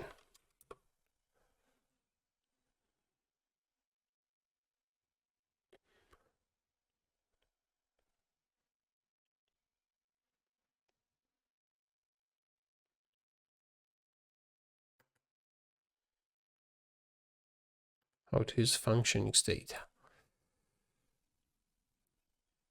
Scroll text. Xdata scroll text.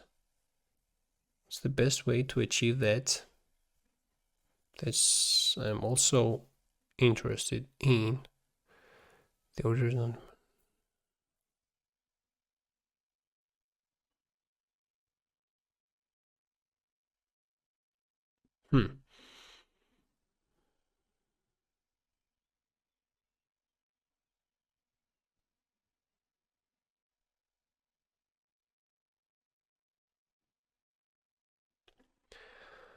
Is this function is this function actually executed? I think yes. So this is a function, and let's actually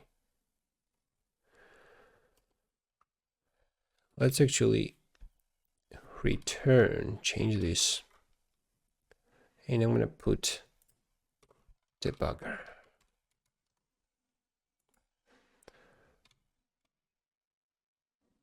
ID is undefined. Why is that undefined?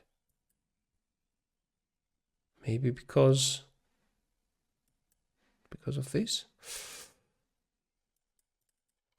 X data pass 1. So it's going to be X. So we have ID. Weird. If we pass this as a string, nothing. If we completely remove that,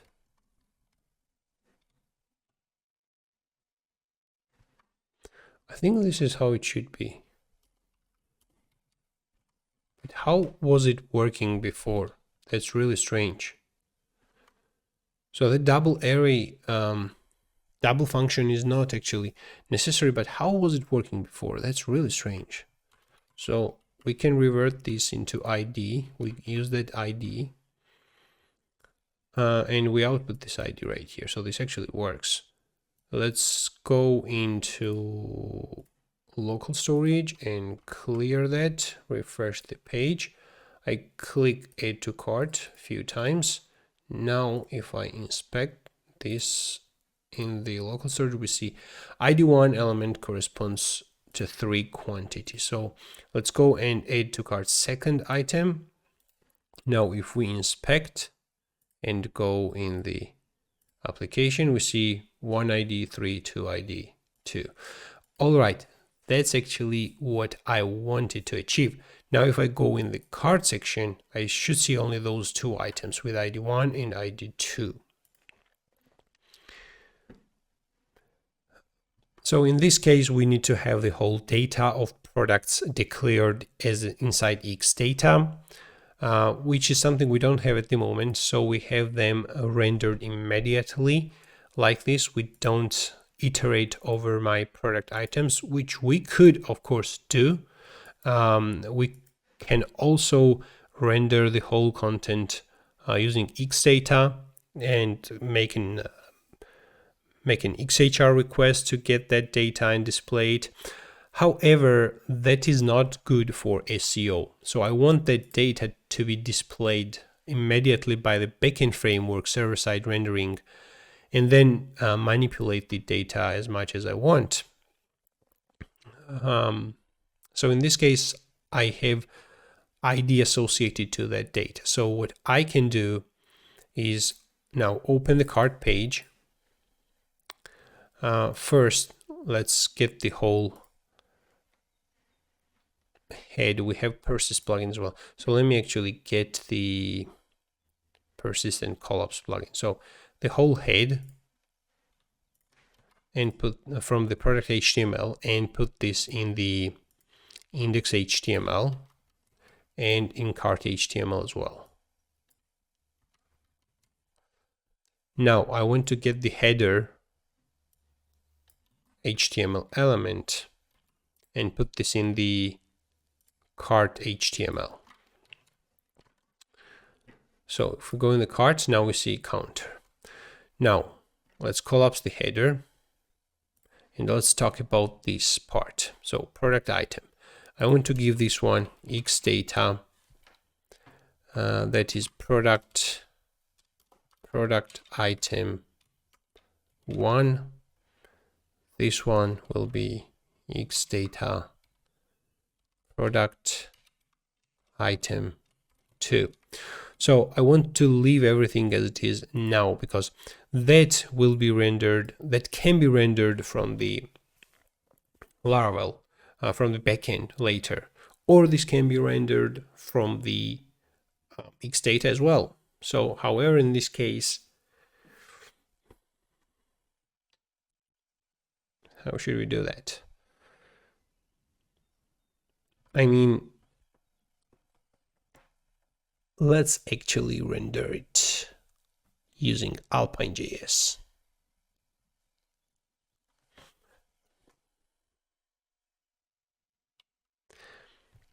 So X data, we have items, which is an array. And inside items, we are going to have, we need image and title. So we need image, that's going to be image 1_1 JPG. We need, of course, we need ID 1. We need title.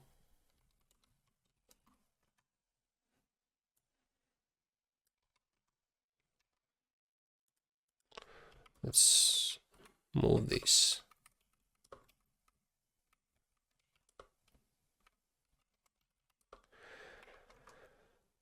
And we need price.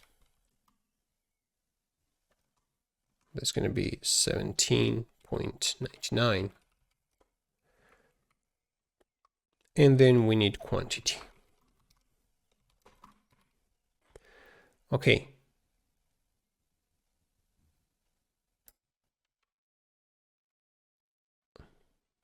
All right, that's it. So those are the items which are in my cart. I'm going to wrap this into template like this.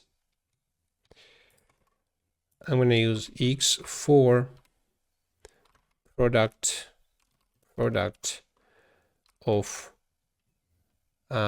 items, and I'm going to add key, which will be product.id. We pass right here product.id. Okay.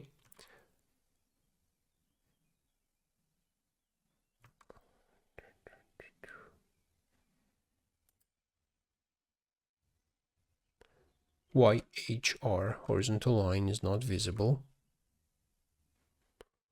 I don't know, but we can put this into its own div. Then it will be visible.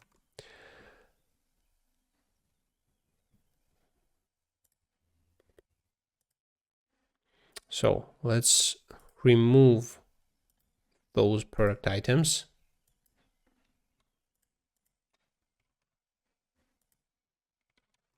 We have only 2 items right there. And now we should handle the quantity change, or we should actually use the quantity properly. So that's more like a job of the next step of the backend probably, so that this data should be fetched properly.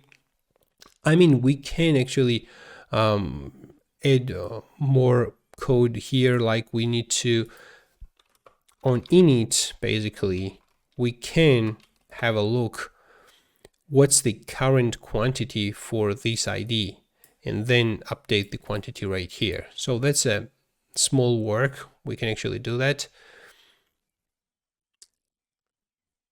But I think it doesn't make sense. So the idea is this. That's a good challenge, by the way, for you. So on this init, we can have a look what's the current cart items array, how it looks like. That's not an actual array, it's an object. Cart items, let's actually rename this to an object. That might cause a confusion. And it should be object. So we need to have a look what is the quantity for the associated ID, and then right here for the given ID we need to increase the quantity. So the first one is added 2 times or 3 times, and the second one is added 2 times. Okay, that's something we need to do. However, I'm going to use the quantity as an X modal right here, so I can actually use multiple things. So the source should be bound using product.image. The title should be bound using X text product.title. The price should be bound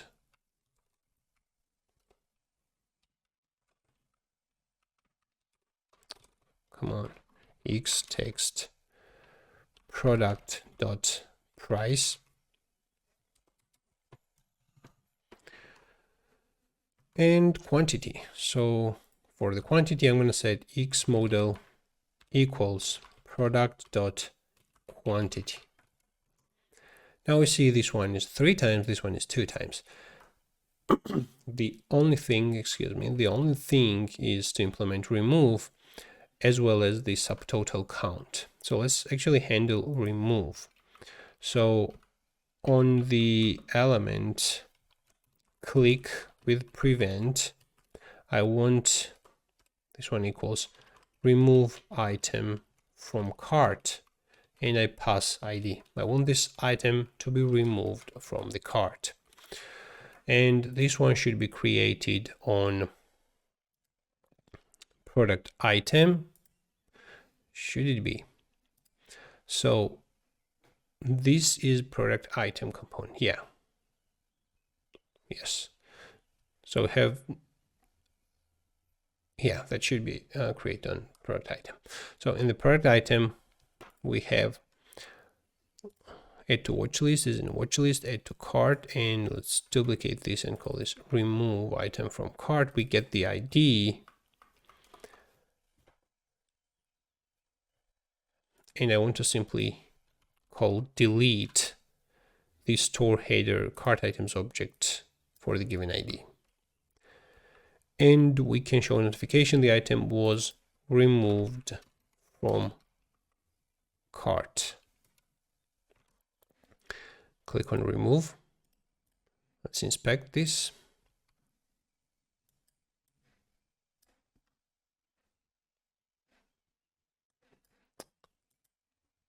Application. I click on remove.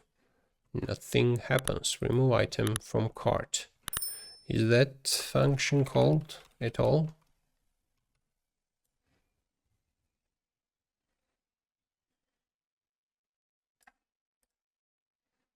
Yeah, that function is actually called.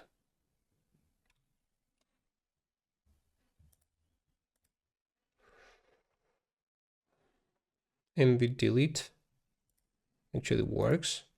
However, in application, we have 3 and 2. Yeah, because that's an array. Let's refresh the page. We don't have actually anything in the cart. That's my problem. Right now, we don't have anything in the cart. And that's simply displayed due to the reason we have them right here.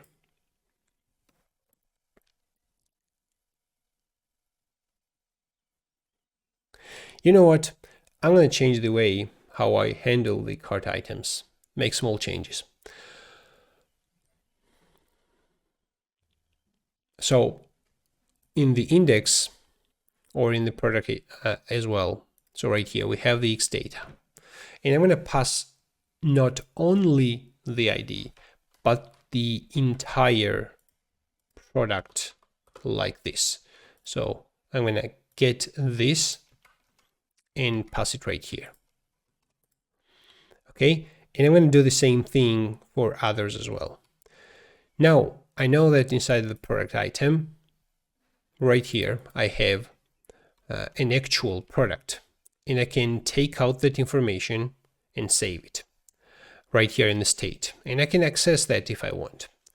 Also, when I click add to cart functionality, then I can associate the whole data, and that whole data will be associated, will be saved in the store. So let's actually try to do that. So we have an ID. So this one now is called product, and right here we accept the product ID, and we have product as well, the whole product. And right here we can associate the whole, not only the quantity for the cart items object, but the whole entire object of the product. So the product itself doesn't need quantity. Okay, that's something to keep in mind. So we only need ID, image, title, and price. Right here, we write if that exists. Otherwise, we're gonna give it an object of product, entire object plus quantity equals whatever is the quantity, or quantity equals 0. And then right here, we know that this is going to be an object dot quantity plus equals parsing whatever is this. Now I want to test this. So I'm going to go on the home page and I'm going to do this. Let's clear the items. I'm going to click add to cart. Now we see item was added into the cart. So we see the notification. Let's have a look in the store. We see that for the ID 1, those are the values. So if I click add to cart, now the quantity is changed. Calculating the quantity right here doesn't yet work. That should be pretty straightforward. It should be right here. So cart items dot quantity. We have an error.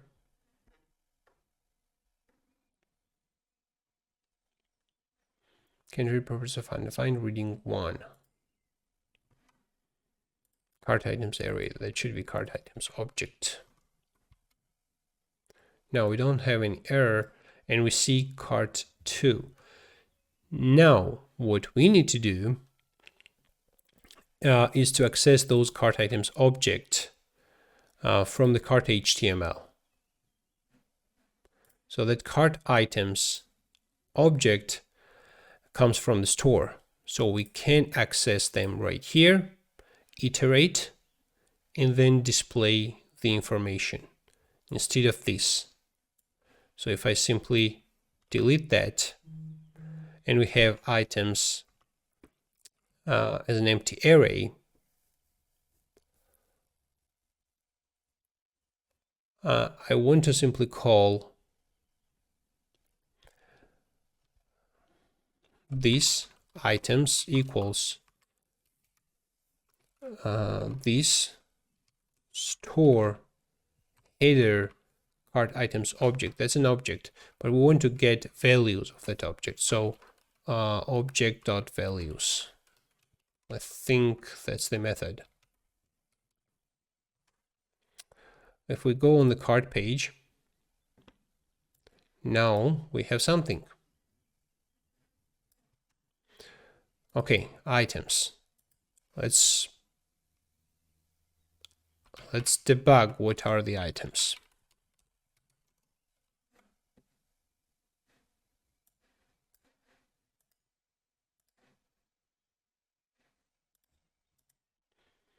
We have ID, image, price, quantity, and title. We output image.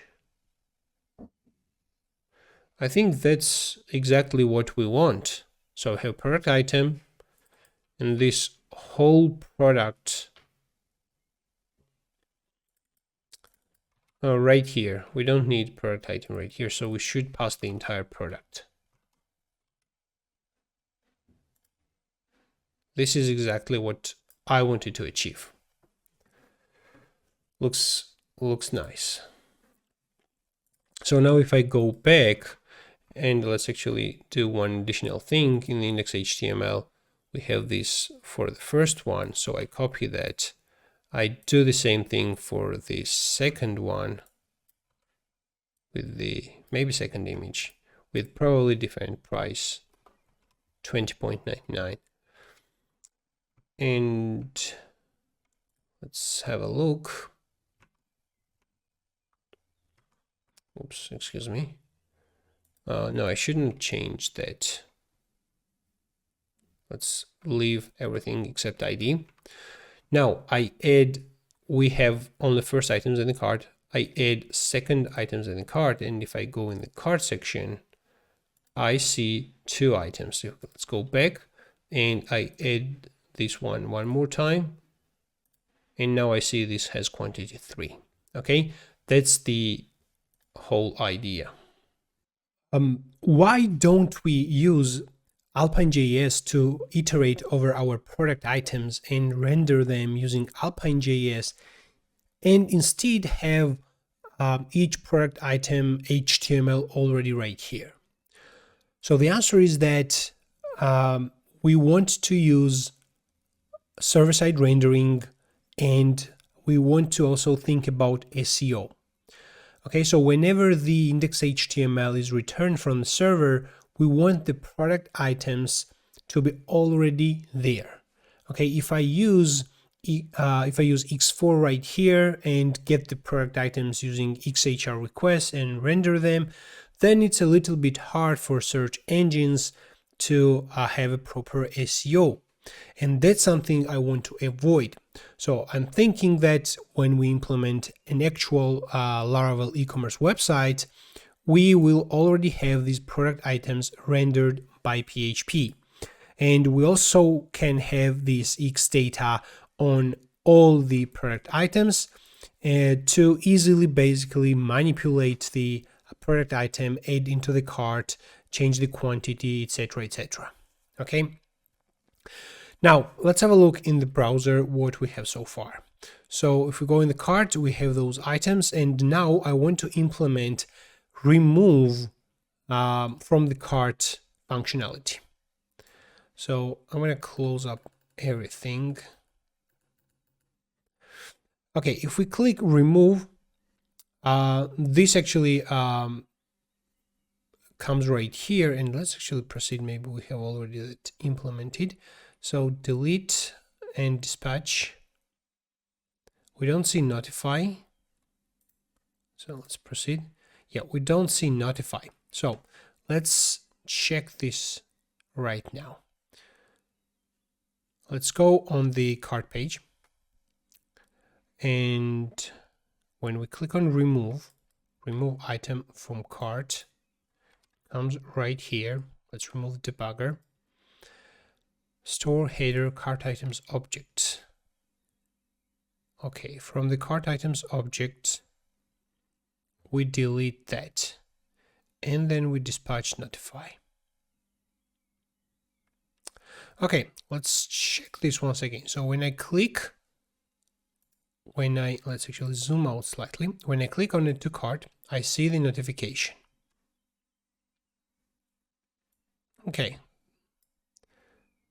However, when I click on remove, there is a debugger somewhere. Let's search for debugger. I think we don't have any debugger. Where is that coming from? Let's inspect and click on remove. Okay. So it doesn't actually do anything. Let's have a look in the application, and right here we have only one item. Okay, now I got it. So this basically removes the object from the cart. If I click on remove right here, now we see object is empty, but we see those items rendered right here. If I just reload the page, now we don't see anything in the cart. Okay, that's cool. That's cool. I don't see this debugger. Where does that come from? From here.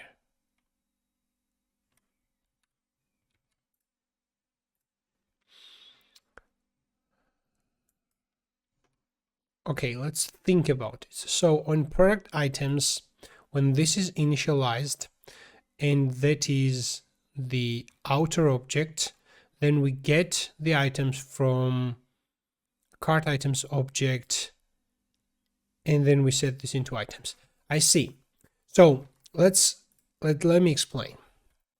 When I add items into the cart, then I go in the cart, I see those 2 items. That's because in this case, the init method is triggered, and then we get the values from the store header cart items object. and this is set into these items. Then we iterate over items and render them. If I click remove, these items is not updated and it stays the same. The solution right here will be, if we create get items, we simply create getter, and now we return object values, the cart items, and we don't need these items. Now if we save this and refresh the page, we see them both, and if I click remove, now it disappears. Okay, that's because these items is updated whenever we remove item, then this template is re-evaluated. If we go on the home page, let's add this item a few more times. Let's add the second item as well. Now I remove the second, the first one with quantity 3 stays right there. Okay, next thing we can do is to calculate the total price based on the items and the quantity what we have right there. Okay, so where is the total price? Total price is right here. So this is the product items. This is the outer component, and then we have this. Well, I'm going to actually make this as an component of Alpine.js. So I'm going to actually move this X data from here into above. And why do I do this? Because now the element which contains the total amount of the cart items is inside the same component. Previously, that component was an Alpine.js component, and that was outside of that component. Now I can create get total, for example, and what I can do is iterate over my items and then calculate the sum, where we are going to simply multiply the quantity on the unit price.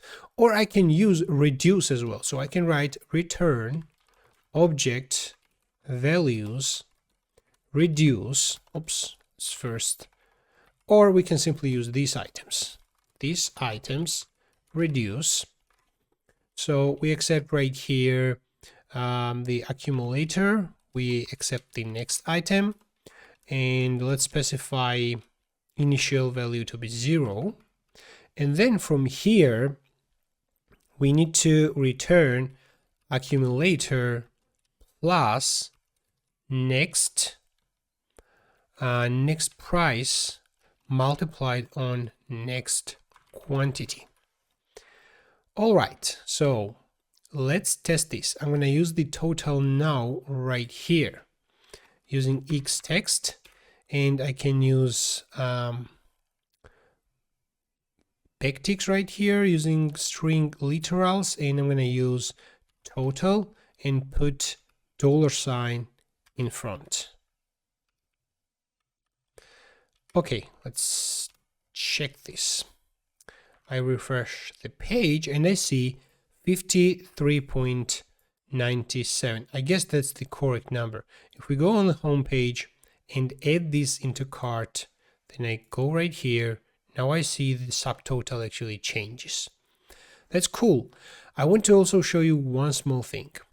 So this one has the ID 1 and the price 17.99. Let's choose another one which has ID 2. I'm going to actually change the price into 20. Okay. However, this price is not displayed right here because we have actually rendered the price using server-side rendering. We will have that, but the actual price which will be used in the cart is 20. So if I go in the cart, remove now all items, go in the home page, click both of them, then go in the cart, right here I see 20. Okay, that's the price which is taken from that price, not what is rendered on the home page, but what is given inside the Alpine.js.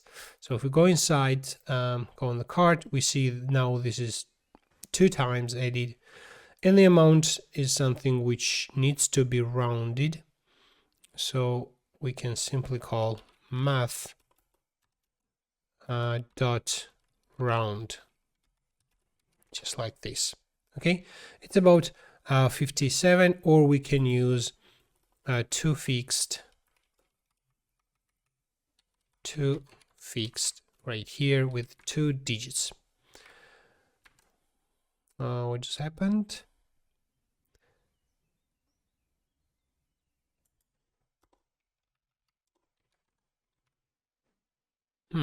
Let's see, to fixed, it doesn't like to fixed probably.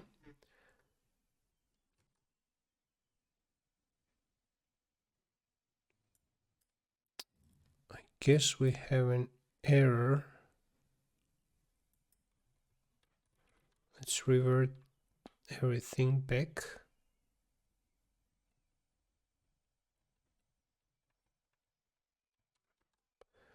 Okay, and then I'm going to use to fixed with 2 digits. Okay, that's what I wanted to achieve. Now let's implement quantity change. Okay, something actually happens here when I change the quantity. Okay.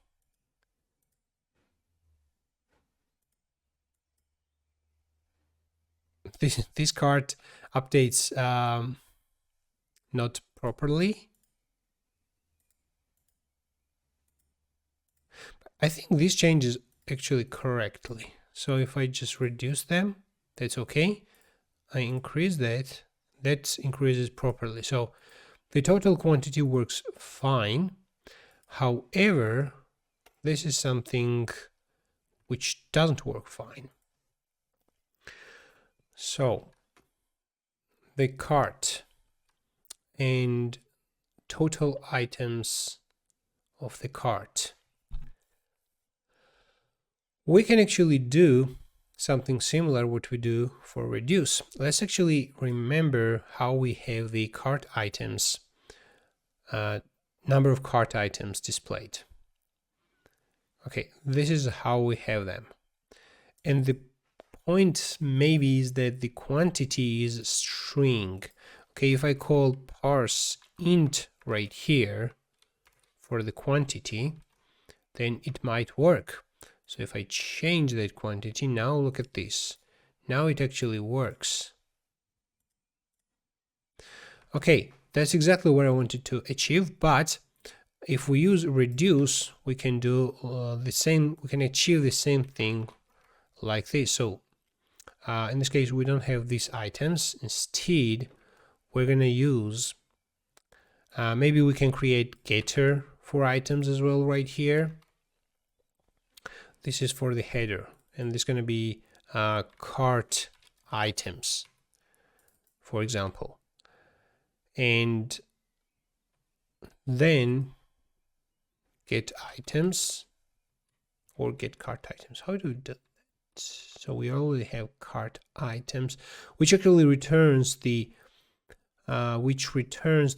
cart items counter, how many items are there. So my point is that we can use reduce right here as well. So instead of these items, I'm going to use object values like this. Then I'm going to call reduce on that accumulator plus the whatever is the next item with its quantity. So we don't multiply on price. We don't need that to fixed as well. And we can just remove these and we're going to have the same result. If we don't have any error, let's test in the console. Can treat properties, this store header. Okay, we don't need this store header. We can simply use this cart items object. And we need to call parse int right here. Now that works properly. All right, so we have implemented adding items in the cart, updating quantity, removing items from the cart, and the total price is also updated properly. Let's go in the watch list and implement removing items from the watch list as well. However, in this case, we probably need to save the items in the watch list just like we do in the cart and render them right here. So let's open watch list HTML. So those are product items. Let's give it X data, and we're going to have items, get items. That's going to be this store header. Let's have a look. Watching items. So this store header, watching items. I believe that's how it should be. And then we call x4. So template x4 product of items.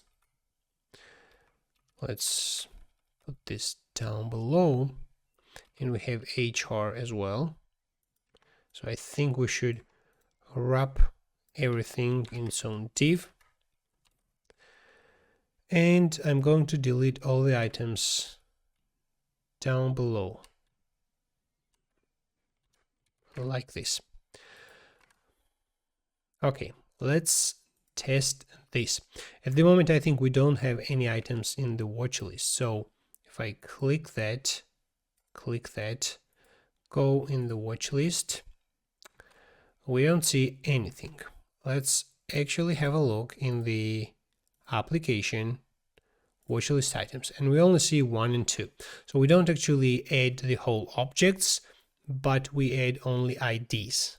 Okay, so if we change this approach and add the whole object, if we go in the app.js and look for the method add to watch list, look for it in the product HTML, it should be in the index HTML, we pass right here ID. Okay, but instead we can pass the whole product, just like we do on add to cart. Okay, for add to cart, we also pass ID. Let's observe that we pass ID.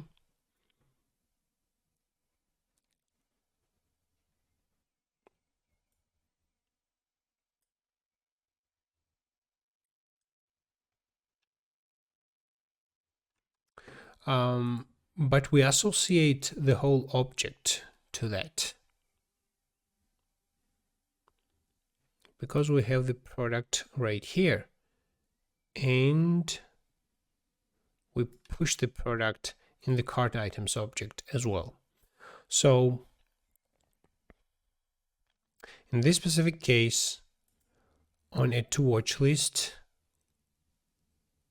we even don't need to pass the ID, because add to watch list is called on a component, and that component already contains the information about the product.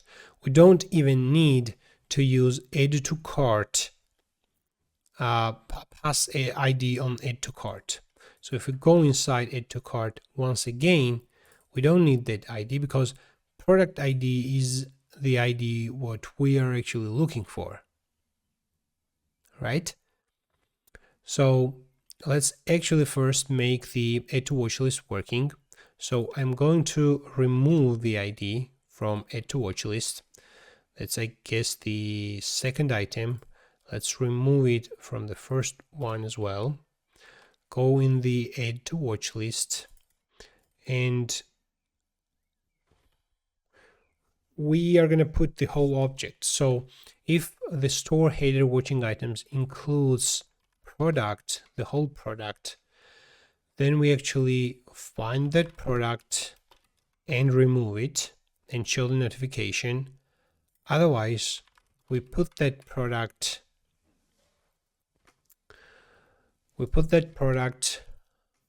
into the array. That's not going to actually work, in my opinion, correctly, Because whenever we add the product in the cart, in the watching items, and then when we refresh the page, and if we click the unwatch, so let's observe this. So we potentially create bug right here, but let's observe this. So we have watch list right here. Let's actually clear up, and we also need to change is in watch list. We don't need the ID right here. We should simply check if the watching items includes product. Now, our watching items is an empty array. So I click on the watch, and now look at what happens. So we have the entire object in the watching items, and that actually is highlighted because is in watch list actually returns true, because whatever object, whatever product was added in the watching items, the watching items actually includes that product. However, if I refresh the page, this button is not highlighted because the same instance is not now in the watching items. Okay, so it basically checks if the instance is in the watching items. Okay, that's something we should change. And in this case, we can simply call if watching items find, and that obviously accepts a callback, like P, for example, if PID equals product ID. Now we check them based on IDs, and if the same product on which is in watch list is called is inside the watching items, the button will be highlighted. And this is how it is. So we refresh the page and the button is highlighted. Okay. However, if we click the same button, now it is added second time, because this logic also doesn't work as expected. If the watching items includes product and that doesn't include the product, the same product, okay, we probably should change this and use if this is in watch list, because is in watch list now works correctly. So if this product is in watch list, then we have to find the index of that product and remove it. So instead of index of, probably we should call find index, and that works similar to find method, simply it returns an index. So if PID equals to product ID, this will return the index of that product, and then we remove that. Otherwise, we simply push that product. So we refresh the page. Let's actually clear the watching items. We add the item, we click on the same item, and now it was removed. Look at the right side. So click on the item, it is added in the watch list. Click on the second item, it is added right here. Remove the second, remove the first. Now let's add them both and go in the watch list. And now we need to display them right here. So here is the watch list. And why don't we get it right here? Mix data, the store header watching items.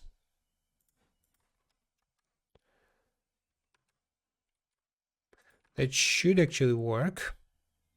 However, I think it doesn't work because we don't use persist plugin, we don't use app.js, we don't use anything right here. So if we go on the cart page and copy everything, basically we can copy the whole head if we want into watch list, save that.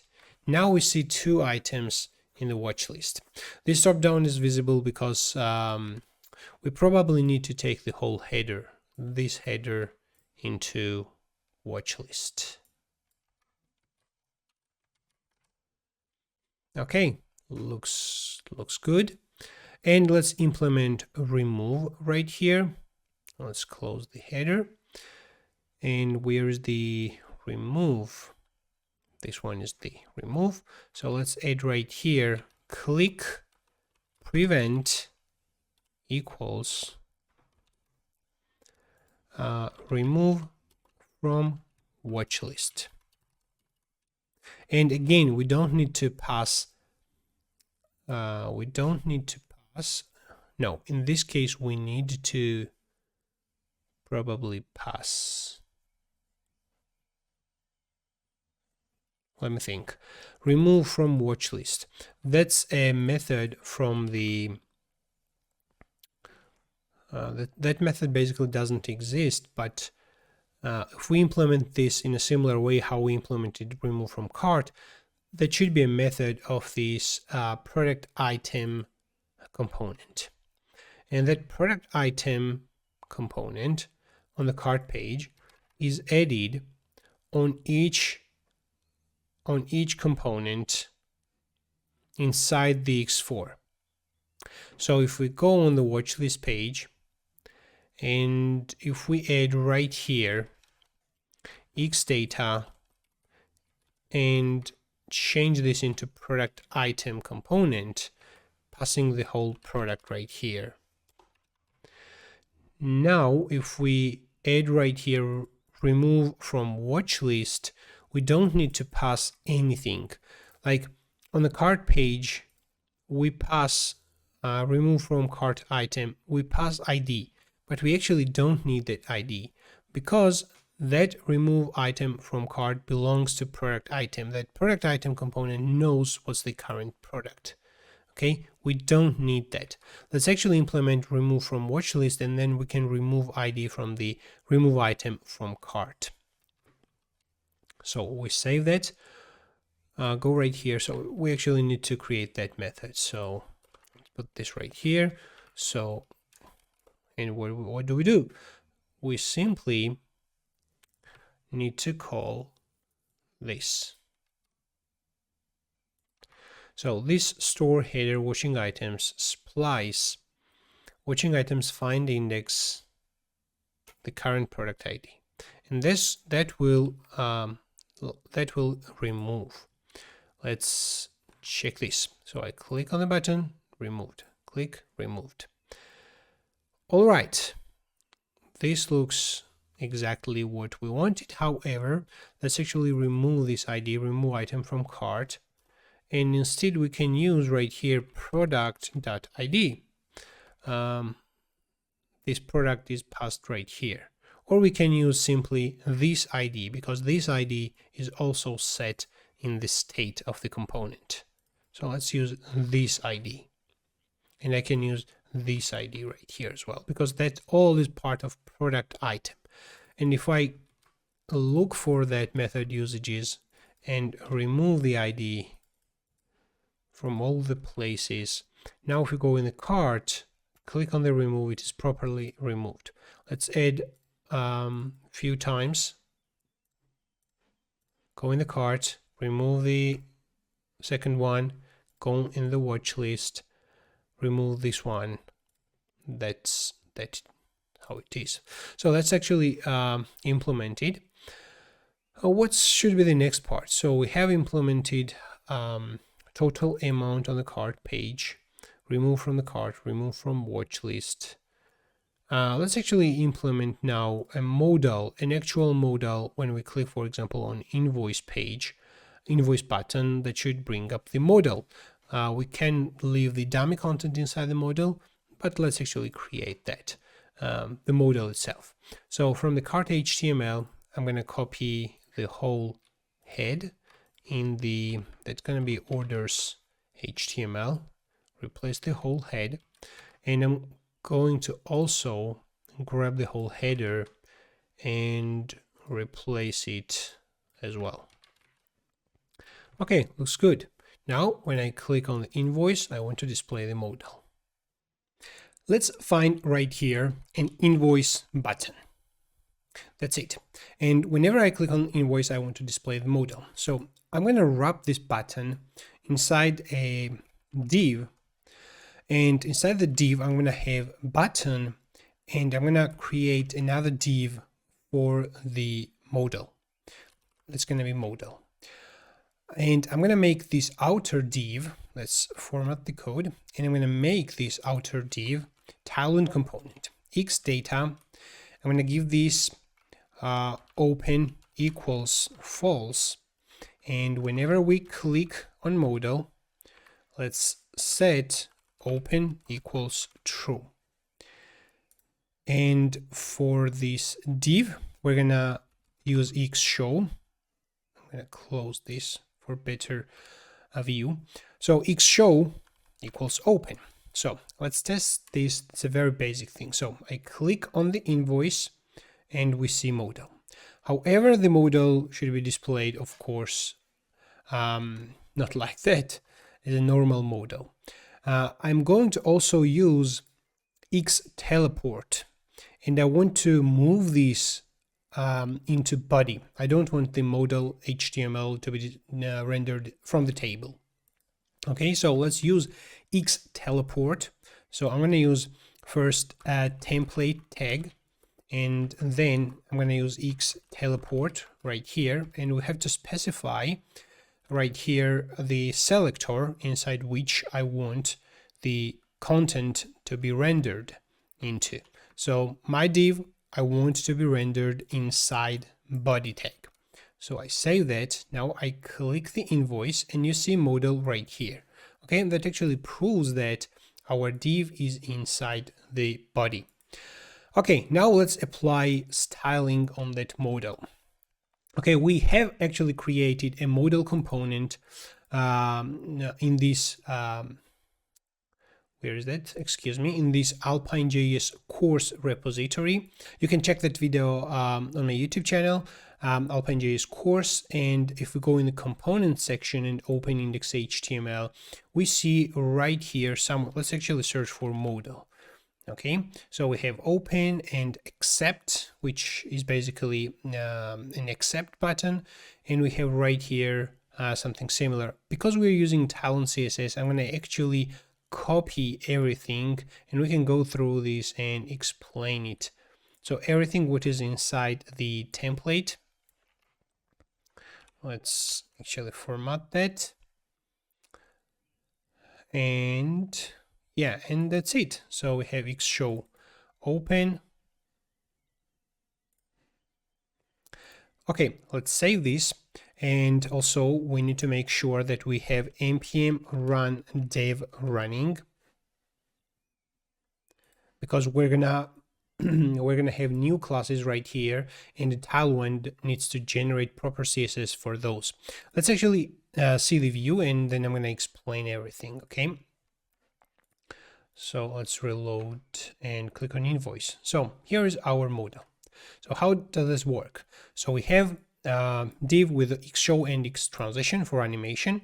Whenever we click outside, anywhere outside of the Modal, we set the open equals false. So the Modal basically will be displayed, will be hidden. So anywhere outside of the Modal. If we click inside the Modal, of course, nothing happens. Then we have Modal title with a couple of Tailwind CSS classes. We also have close button right here. When we click on the close button, we set open equals false. Down below we have the Modal content, and down below we have the footer, and the footer has two buttons, cancel and accept.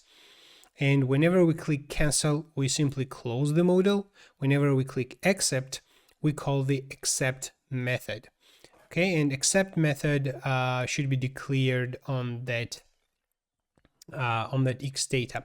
However, in this specific case, because we're going to display invoice, we actually don't care the accept. So we simply need to view the invoice, and maybe we need to download that invoice. So we can change that accept into download and then handle that. However, I'm not going to actually do that. So we don't need that accept button. I'm going to remove it. The cancel, I'm going to change it into close. And basically inside the Modal content, that's going to be invoice content. Okay, so the whole idea of this is just to implement a Modal, and we don't have invoice template. You can search in the internet. There are tons of templates. You can copy and paste and put that right here. But the main thing is that this is very easy actually to implement your own Modal in Alpine.js. Okay, we have backdrop, we have dialog, we have modal title, we have modal body, and modal footer. Okay, if you want to change the backdrop color, you can set this into BG red 50, for example, and BG red 500, for example, 50.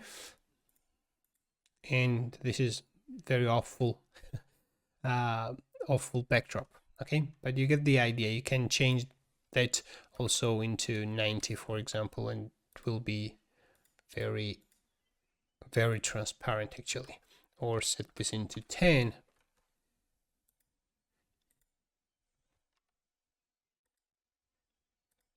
No, why 90 didn't work? Let's try 80. Just like this. So the page needed to be refreshed. Okay, that's it. All right. Now let's create basic form validation. So we actually have a couple of forms like login and registration. We have also my profile, old password, new password.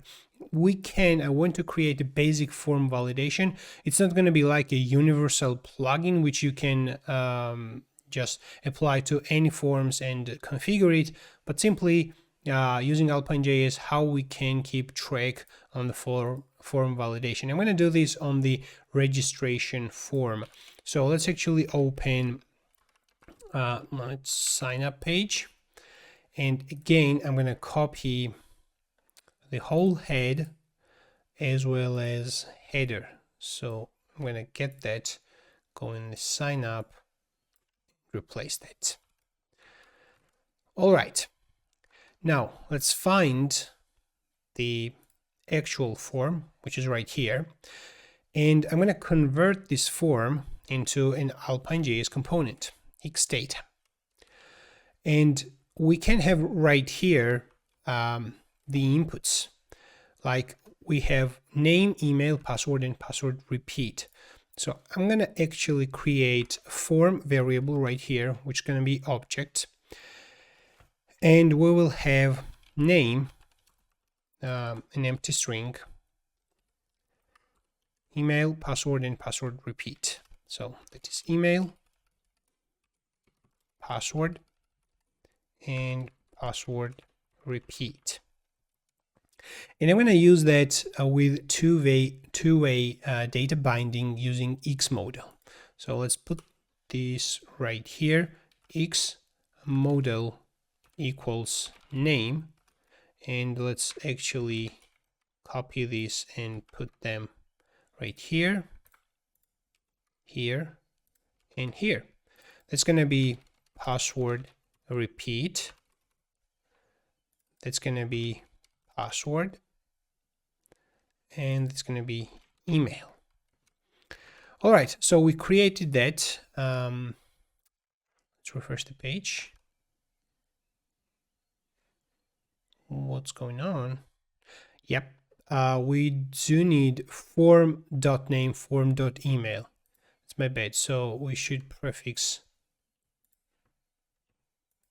form.name, email, etc. Okay, now two-way data binding actually works, but we need also to listen to the form submission. And whenever the form is empty, for example, we click on the sign up, we actually need to show validation errors. Let's actually add on the form a submit with prevent. And I'm going to create right here method form submit, or simply submit. And let's call submit. So now whenever we click on the form, nothing happens because this function is called, and it's also calling prevent default. So in this submit, we can write console.log this form. And we can have a look in the console. Name, Zura, email, something, password something, repeat password something. Click on sign up. Okay, that should be email. Click on sign up, and right here I get my form. and that form has target and our attributes are right there. Now let's apply the validation. So whenever I click sign up, I need to make the field red. I also need to have errors object right here, where I intend to specify right here a field name, for example, and an error message. This field is required, something like this. Okay, so let's actually specify empty error messages at the beginning. And I also want to apply some styles if there is an error message. So let's also create an actual error message. I'm going to create a paragraph, if inside errors there exists something for name, we're going to display that like this, errors.name. Okay, let's have a look. We don't see anything. However, if I put something inside errors, then I get something right here. Okay, and if there is something inside errors.name, I want to apply some styling as well. So I want to make this class text red 500. Okay, this is it. And I also want to give classes conditionally. Class border red 500 if errors name exists. Okay, let's test this. Now we see that the field is actually red. However, let's also add ring red 500 when something is inside errors. So ring red 500.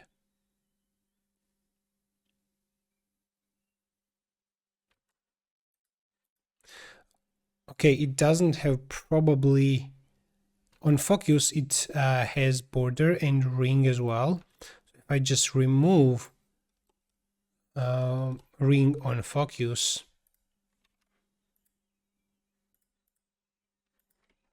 there is a ring outside and ring color is purple 500. So I think the ring is simply displayed on focus. So what we can do is display ring always, ring 2, for example, or ring 1. I think it should be like that. Yep, exactly. So now we have ring always displayed when there's an error. So if we go and simply remove that, now we have a normal field. Okay. Now, if I click this, the submit, and I'm going to check if this form email, let's start with name. If this form name does not exist, then I'm going to say this errors dot name equals this field is required. Now let's check it out. So click on sign up and I see this field is required. And let's actually make the color slightly darker. I'm going to change this into 600. Click on sign up. I think that's more like it. All right, what else? We can add, of course, other type of validations. If there, let me think. So if this field name doesn't exist, then we add this. If it exists, then we can add other type of validation, like if this form dot name length is less than 2, or this form name length is less than 10, then we can do something. But I think the second part is not necessary. If it is less than 2, then we show an error. The name should be at least 2 characters. So now if I simply click on sign up, I get this. If I just type something and then click on sign up, I get this name should be at least 2 characters. All right. However, the advanced method will be whenever I start typing something, it automatically validates that specific field and then reapplies styles based on that. Excuse me. So we can create right here a validate name. All right. And then we move this inside validate name. However, on submit, we can call validate name, this validate name. And then right here, I'm going to set on input, whenever something is changed inside the input, I'm going to call validate name. All right. So let's now check this. So I just type something and I get immediately an error. So let's just type. This field is required, that's okay. However, on focus, we have this purple color, which I want to also change. And I'm gonna do like this. So whenever error's name is there, I'm gonna set border red 500, and on focus as well, we're gonna have a ring red 500. All right, so I type something.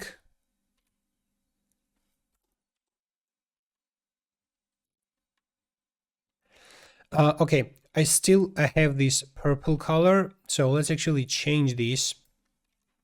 Oops, and do like this.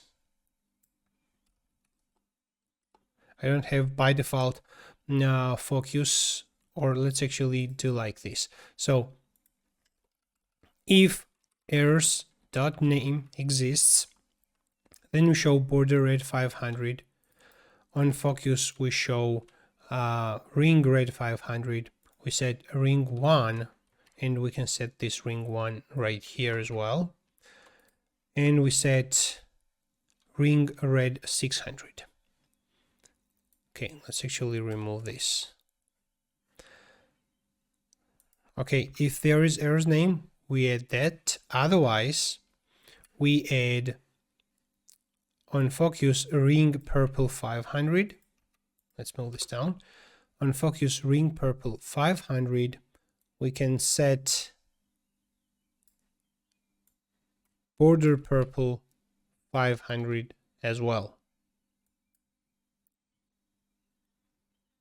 Okay, let's check this.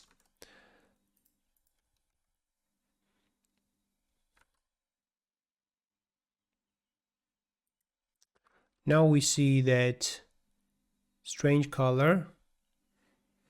Let's remove ring 1. Okay, we don't have ring 1 unless we click inside. So now we have ring 1.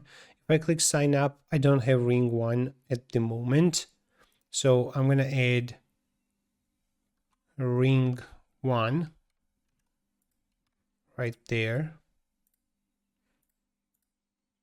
Okay, however, if I click inside, ring color is red, but the border color is actually purple. So I set border red 500. No, I already have that border red 500. What's wrong? On focus.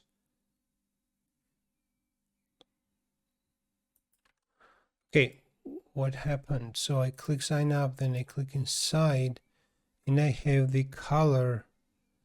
So it's actually blue. So when I click inside, the border color is blue. So we actually need to set on focus. That's actually correct. So if there's an error on, we set the border red 500, we need to set on focus as well, border red 500. We need to set ring 1 and ring red 600. That actually should be 600. we said ring red 600, and on focus as well we said ring red 600. Now let's check this. So I click on sign up. Okay. On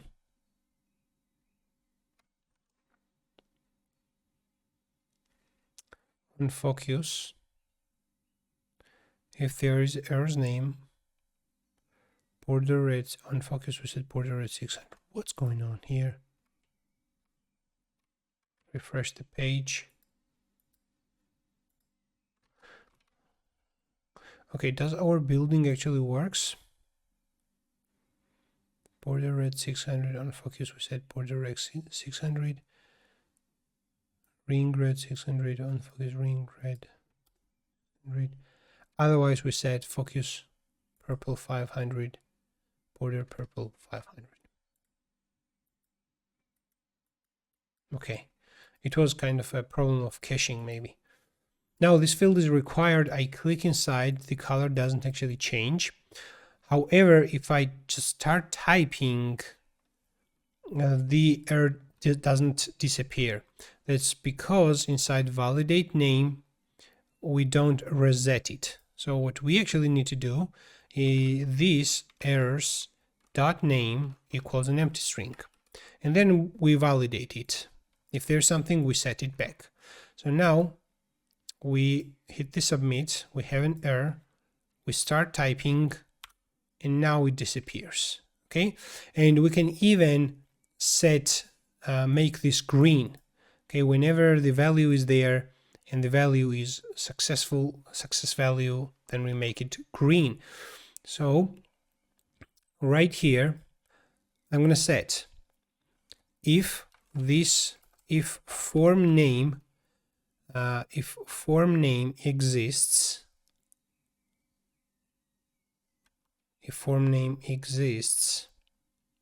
no, we need to do it in a different way. Let's do like this.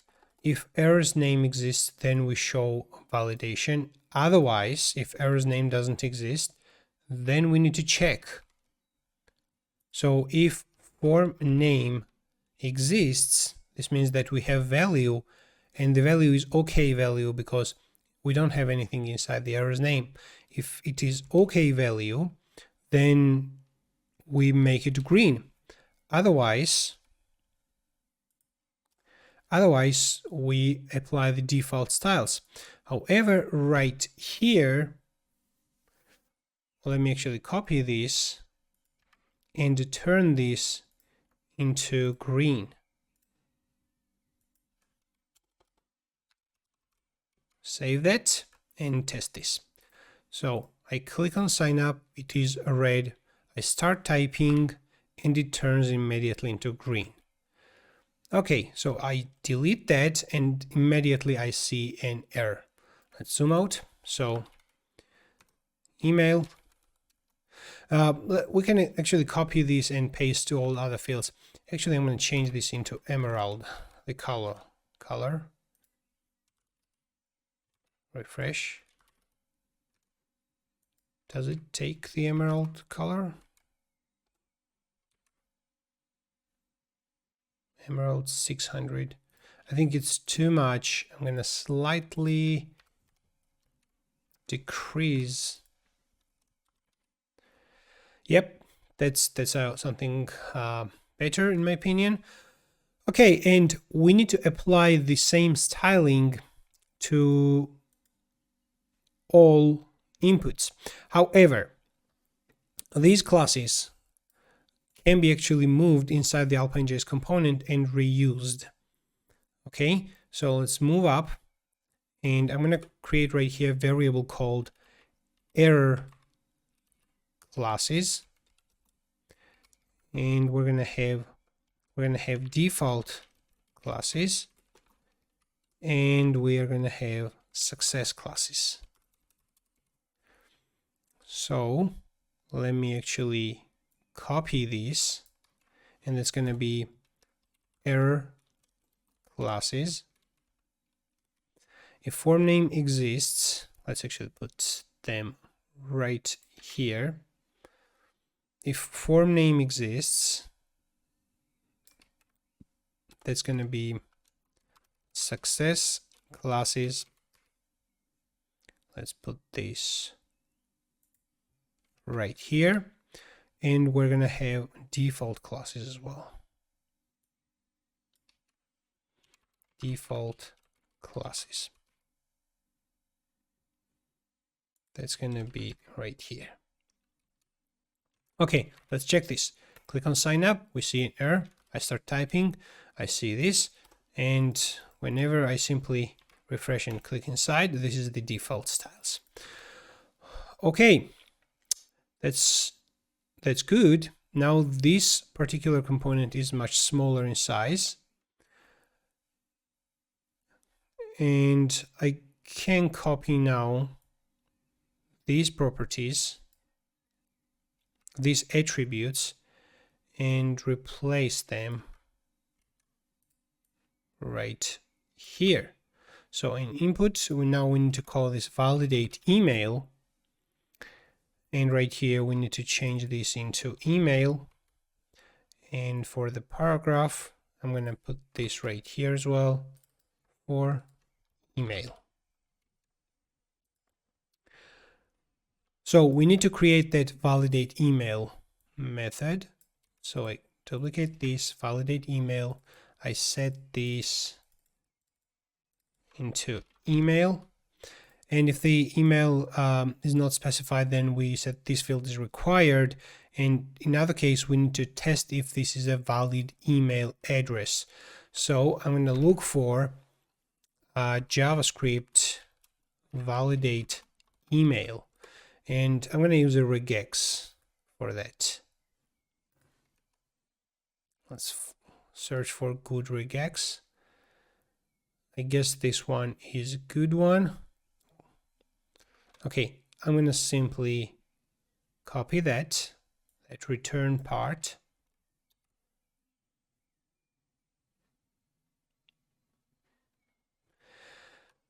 And I'm going to put that right here. So again, this might have some, this might not be ready for production. I don't know. It actually has really good, really large amount of upvotes, but the whole idea right here is to apply some validation. So if you want to actually use that on production, I really recommend to use tools which provide you more about validating data, more methods about validating data. Okay, so I'm going to replace that. So that's called validate email. So I'm going to create another method. I'm going to call this validate email with regex. And we accept email. And we return that right here. We have double quotations right here. So that's a pretty large regex. We can escape that. We can escape that, but this is something I don't want. Maybe I can change this with backticks. No, it's not going to work. Single quotation will not work. So either I need to create a reusable component. So maybe this is something I should do. So I'm going to get this out. I'm going to open App.js, and I'm going to define reusable data. So Alpine.data, it's going to be sign up form, and that will return function that will return an object, and inside there we're going to have all these methods. Okay, now this method is validate email with regex, and I'm going to check this. If this validate email with regex returns false, then we set the email field this must be a valid email field. This must be a valid email field. Okay, and on the sign up page, we're going to use sign up form. So we save that and check this, click on sign up. We see an error. We should actually see an error right here as well. Can't read properties of read clone. Let's check this. We have some error. Form email, validate email, errors, email.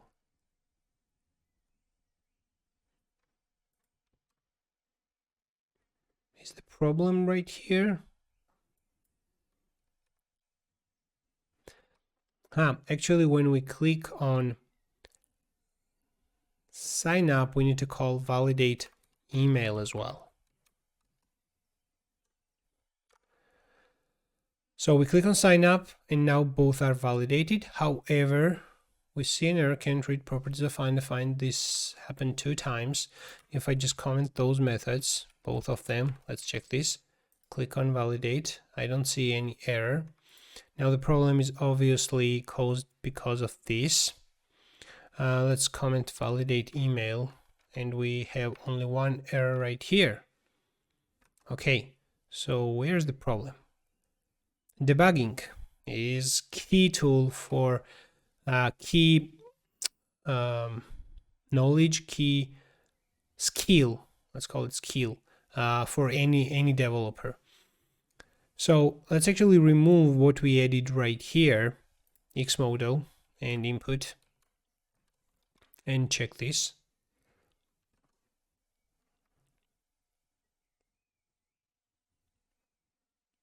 X data sign up form. So the error started appearing when we moved that sign up form outside, right? So if I undo everything, even this validate email regex, then we check this. No, we still see this error.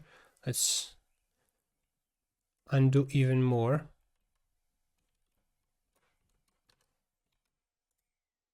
We still get this.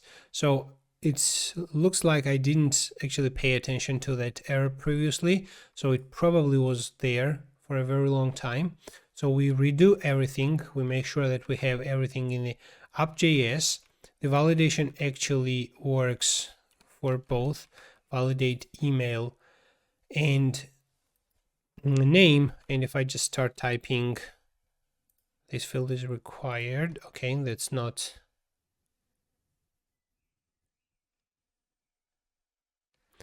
Yeah, we need to add on input as well. By the way, when I refresh, I see this left side navbar, which is something we should fix using xcloak. If I move up, expand the header, we have this responsive menu, which, by the way, is not displayed using xshow. That's a problem. It is not displayed using xshow. So I'm going to display this using style display equals none. Let's check this. Now it doesn't work. No, that's not what we want. I'm going to give it on style left equals minus 220 pixel. Now let's check this. It doesn't work. Does it work? Yeah, it now works.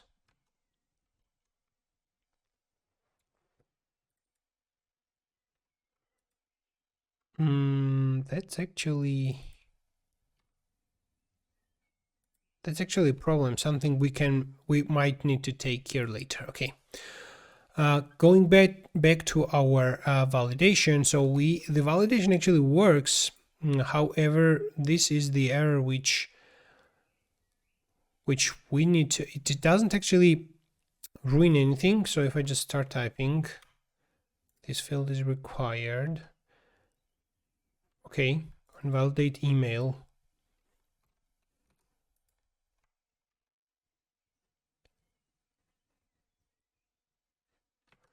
Now I should see a different message. This must be valid email address, isn't it? So I should see a different message.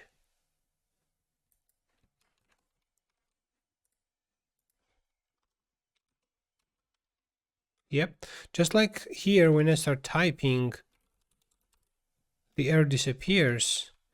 Now the error basically keeps displaying right here, so the problem is somewhere right here.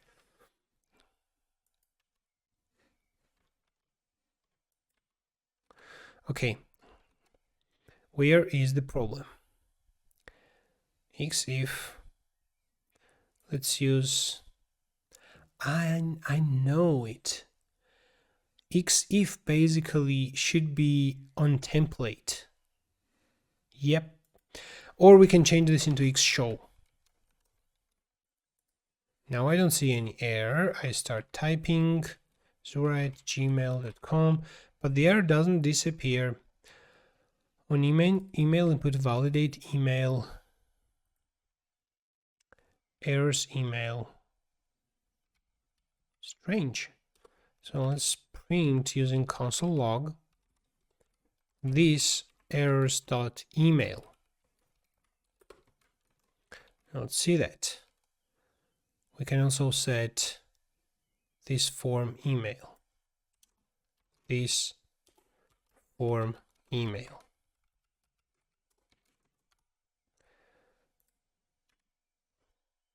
Let's go in the info.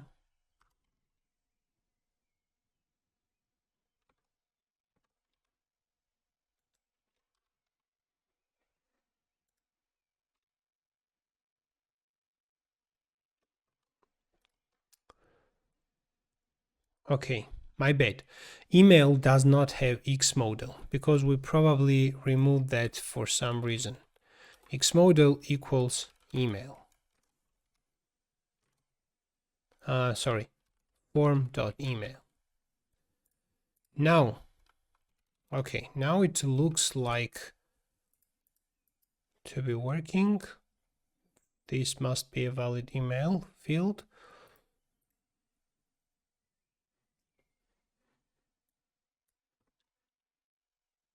Okay, I guess in this case the regex doesn't actually work.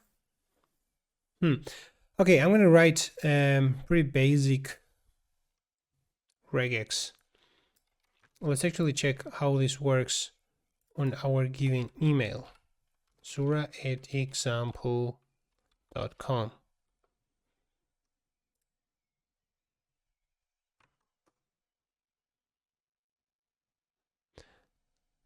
Okay, match always returns something.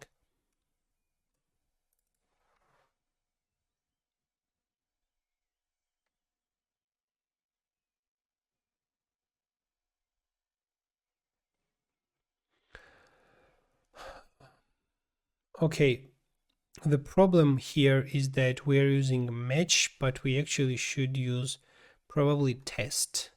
So on this regex, let's remove everything except regex. On this regex, I want to use a test on email. I simply want true or false. So if the test happened, this means that this is a valid email address. Okay. Now let's check this.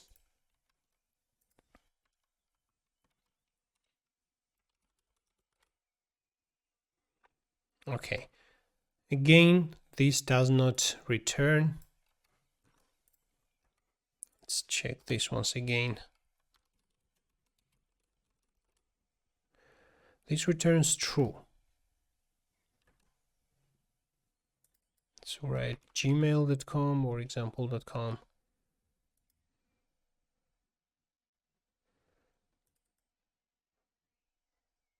And if this is false, then we set errors email equals something. Let's put the debugger right here because that's kind of annoying. Let's deactivate debugger.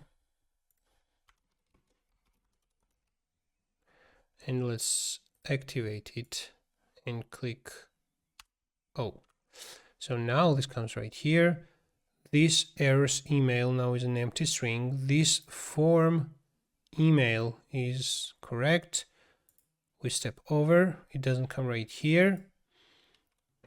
We can evaluate what is this. That returns false. Why does that return false? So let's go inside.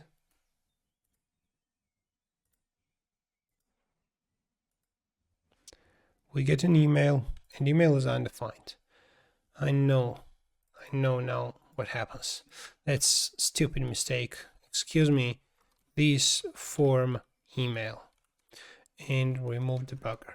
That's the exact case why you should use debugger, because you make a stupid mistake, and then you spend some time to debug that, and you simply can't realize that you aren't passing a parameter right here, but you are accepting right here, and just like that, it doesn't work as expected. So let's check this now.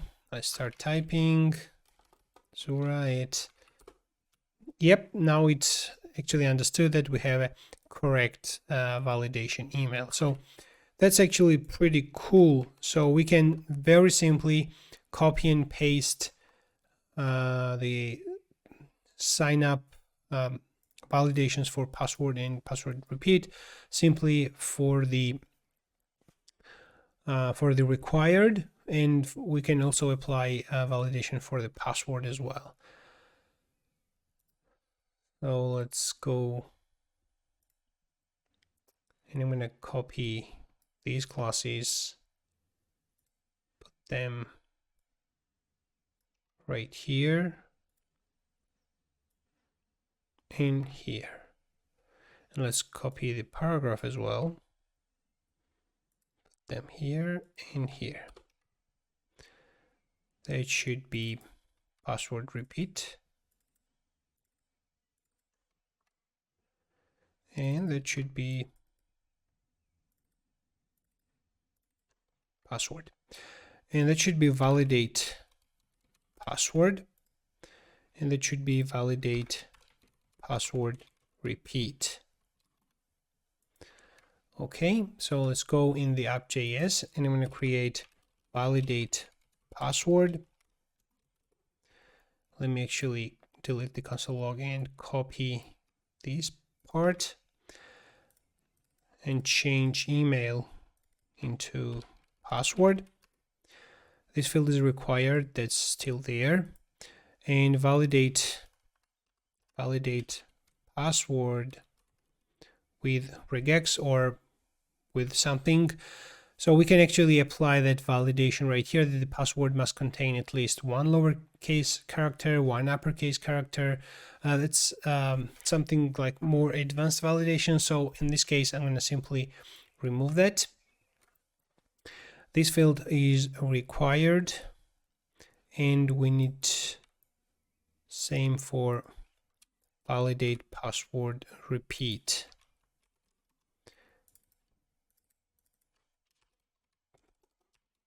Password repeat. Now let's check this, and we need to call this validate password from, or when we click on submit, as well as validate password repeat. Click on sign up, we get the validation errors. I want to actually change these paragraphs into small tag, because, or give it a smaller font size, because this is really large. Small, yeah, smaller ones are better. Let's change it right here as well. Okay, and as soon as I start typing, it turns into green.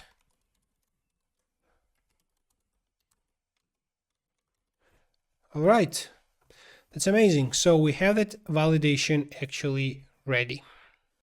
We have a small bug right here, which I'm going to show you and then fix that. Whenever we are on the product detail page and we change the quantity, or we don't change the quantity, it really doesn't matter, and we add the item into the cart, the quantity basically changes, but when we go in the cart, we don't see the details of the product. So we see this empty section with just quantity. That's because in the product detail page right here, the product item, when we initialize component body, the product item basically is 1. We need to specify right here an object. Let's take this from the index page. I'm going to copy that and replace this one with the object. Now let's actually remove this, go on the product detail page and add the item into the cart. And now we have another bug. It shows 44 right here, but we actually don't have 44 items. That's strange. Let's remove everything. Go on the home page, add to cart, go on detail page, increase and click add to cart. Now it is 6. That looks correct. Let's test this once again. Now it's 10. Okay, I think the problem was that we didn't have a page refreshed. Probably. Let's try to reproduce this. If we don't, then we consider it as a fixed. Okay, it looks like it works.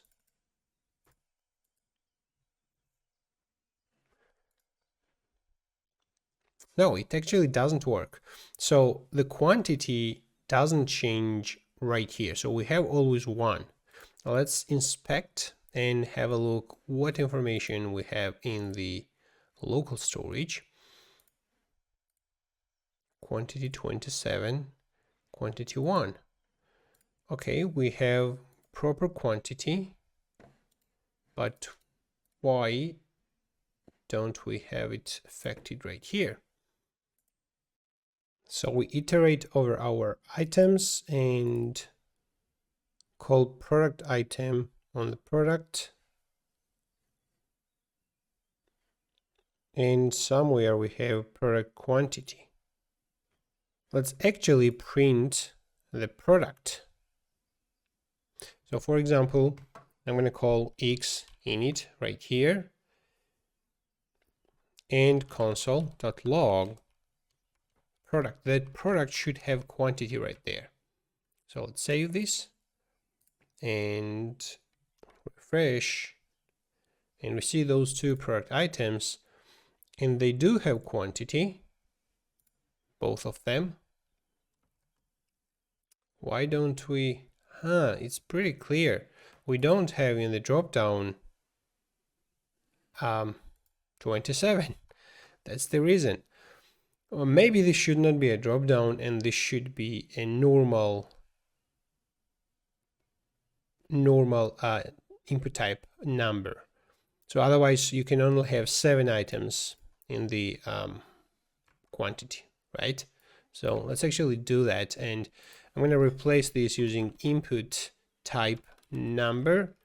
Most of the things will stay the same. X modal, we have product.quantity. We can copy and paste those classes. And yeah, I don't think we need anything else here. So let's just save and refresh. And we have this input. Just let's give it smaller width. So W16 maybe. And yeah, I guess that's okay. So now we have this properly, and we need to listen to its change whenever it changes, and that's basically done through X modal. So if I just change that, we see that the quantity subtotal in the cart actually updates. Okay, I guess that's good. Let's remove that X init console log And let's go on the home page and add this second item into the cart a few times. And that is the problem. Now we added 4 and we have now 195.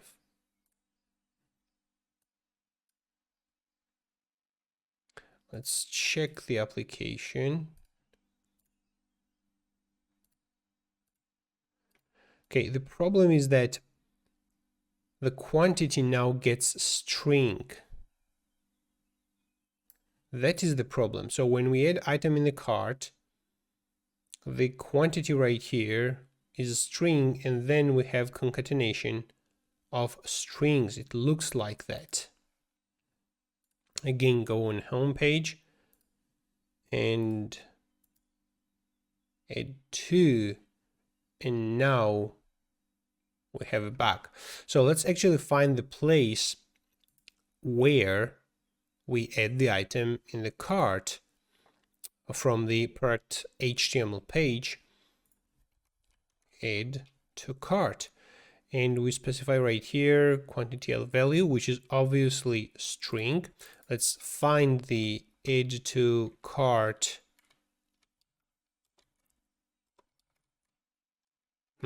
Let's open up JS. Find add to cart. Quantity. We actually call parse int right here. That quantity. Why is it considered? Okay, let's put debugger right here and observe that. So go on the home page, and the second one, increase. Actually, we need to inspect and have a look. Well, I think right now it will never work, because if we have a look in the application local storage, the quantity for the first one is actually already string, and it will never work actually. So we have to clear the items from the cart and then try this once again.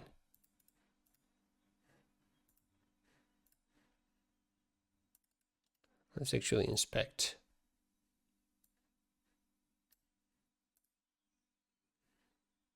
Quantity comes right here, 3, and it is successfully added. So what is the reason? Now it's 10. If we go in the cart, if I change the quantity right here, it converts into 9. I guess that might be the reason when it changes into string. So I think we found it.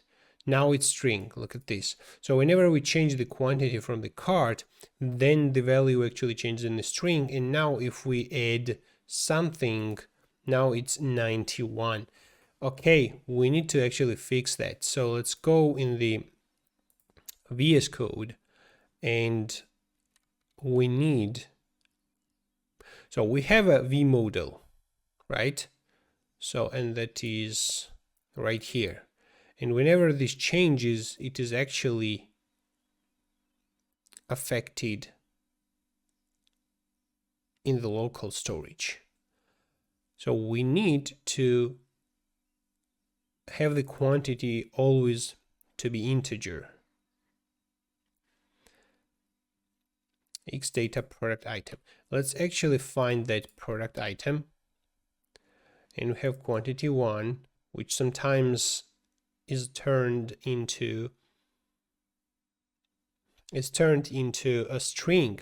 But I guess if we write getter right here and setter for the quantity, that should fix the problem. So the quantity is something which is used in v modal. So if I just write quantity, get quantity basically, and set quantity, and in this case I have to change this property into something like underscore quantity. And for get quantity, we're gonna return this underscore quantity. And for set quantity, we can actually call parse int right here to make sure that we always return integer. And for set quantity, we will accept a quantity right here, quantity, and I'm going to call this underscore quantity equals parse int for given quantity. So let's save this. I'm going to put debuggers on both places right here. I need to observe that. Let's inspect, go in the local storage and clear the cart, refresh the page. Actually, we need to have the developer tools open, and let's add the item in the cart. Okay, it comes in the cart. Our debugger is not actually triggered. Let's go in the cart, and now I'm going to change the quantity. And let's check in the local storage. Is it string or integer? No, it is string. So it looks like our code actually doesn't seem to be working. Let's refresh. Add item into cart, go in the cart, change the quantity, go in the application, and that's 2. So another fix would be if we just undo everything. So I'm just thinking what will be the easiest fix. And if we just undo everything, what we did right here, another fix would be before we add anything to cart items object quantity, we're gonna change that into integer as well. That is the place which basically ruins certain things. So if we just remove the plus equal and just write parse int of, let's move this down, this store header cart items for ID quantity plus parse int of given quantity, that should fix everything. So even if we inspect right now and go in the application and items and quantity is a string, if we change the quantity, it should change into, well, this will not change into integer, but actually in the cart we're gonna have total value will be correct. So let's actually add second item in the cart, then go in the page and just change both of them, basically change the quantity. Now we have 6 items in the cart, and if I add more item, previously it would be 61. Now it is actually 7. Let's actually undo what I did just to make sure that this is what actually fixes the problem, and refresh the page. Now we go on the cart page and change the quantity. Now we have 8, go on a add to cart page, and now we see something very strange, like 54. Okay, let's actually redo our change, call parse int, which fixes the total problem, I guess. So let's inspect this, go in the application, and let's delete everything and do one final test. So we add items in the cart, go on the cart page, change the quantity for both of them, and then add another item in the cart, and we see total quantity is correct, and right here we see everything correct as well. So let's actually change the quantity for the first one as well and add a few more times. Now we have everything correct. Alright guys, that's it for this video, and thanks a lot for watching this till the very end. If you enjoy the video, if you learned something out of it, please hit the like button and subscribe if you are not yet. If you have any comments, please let me know in the comment section down below. I will try to read every comment and respond. If you like the video, hit the like button. If you want to see more videos, hit the subscribe button. Thanks for watching, and see you in the next time.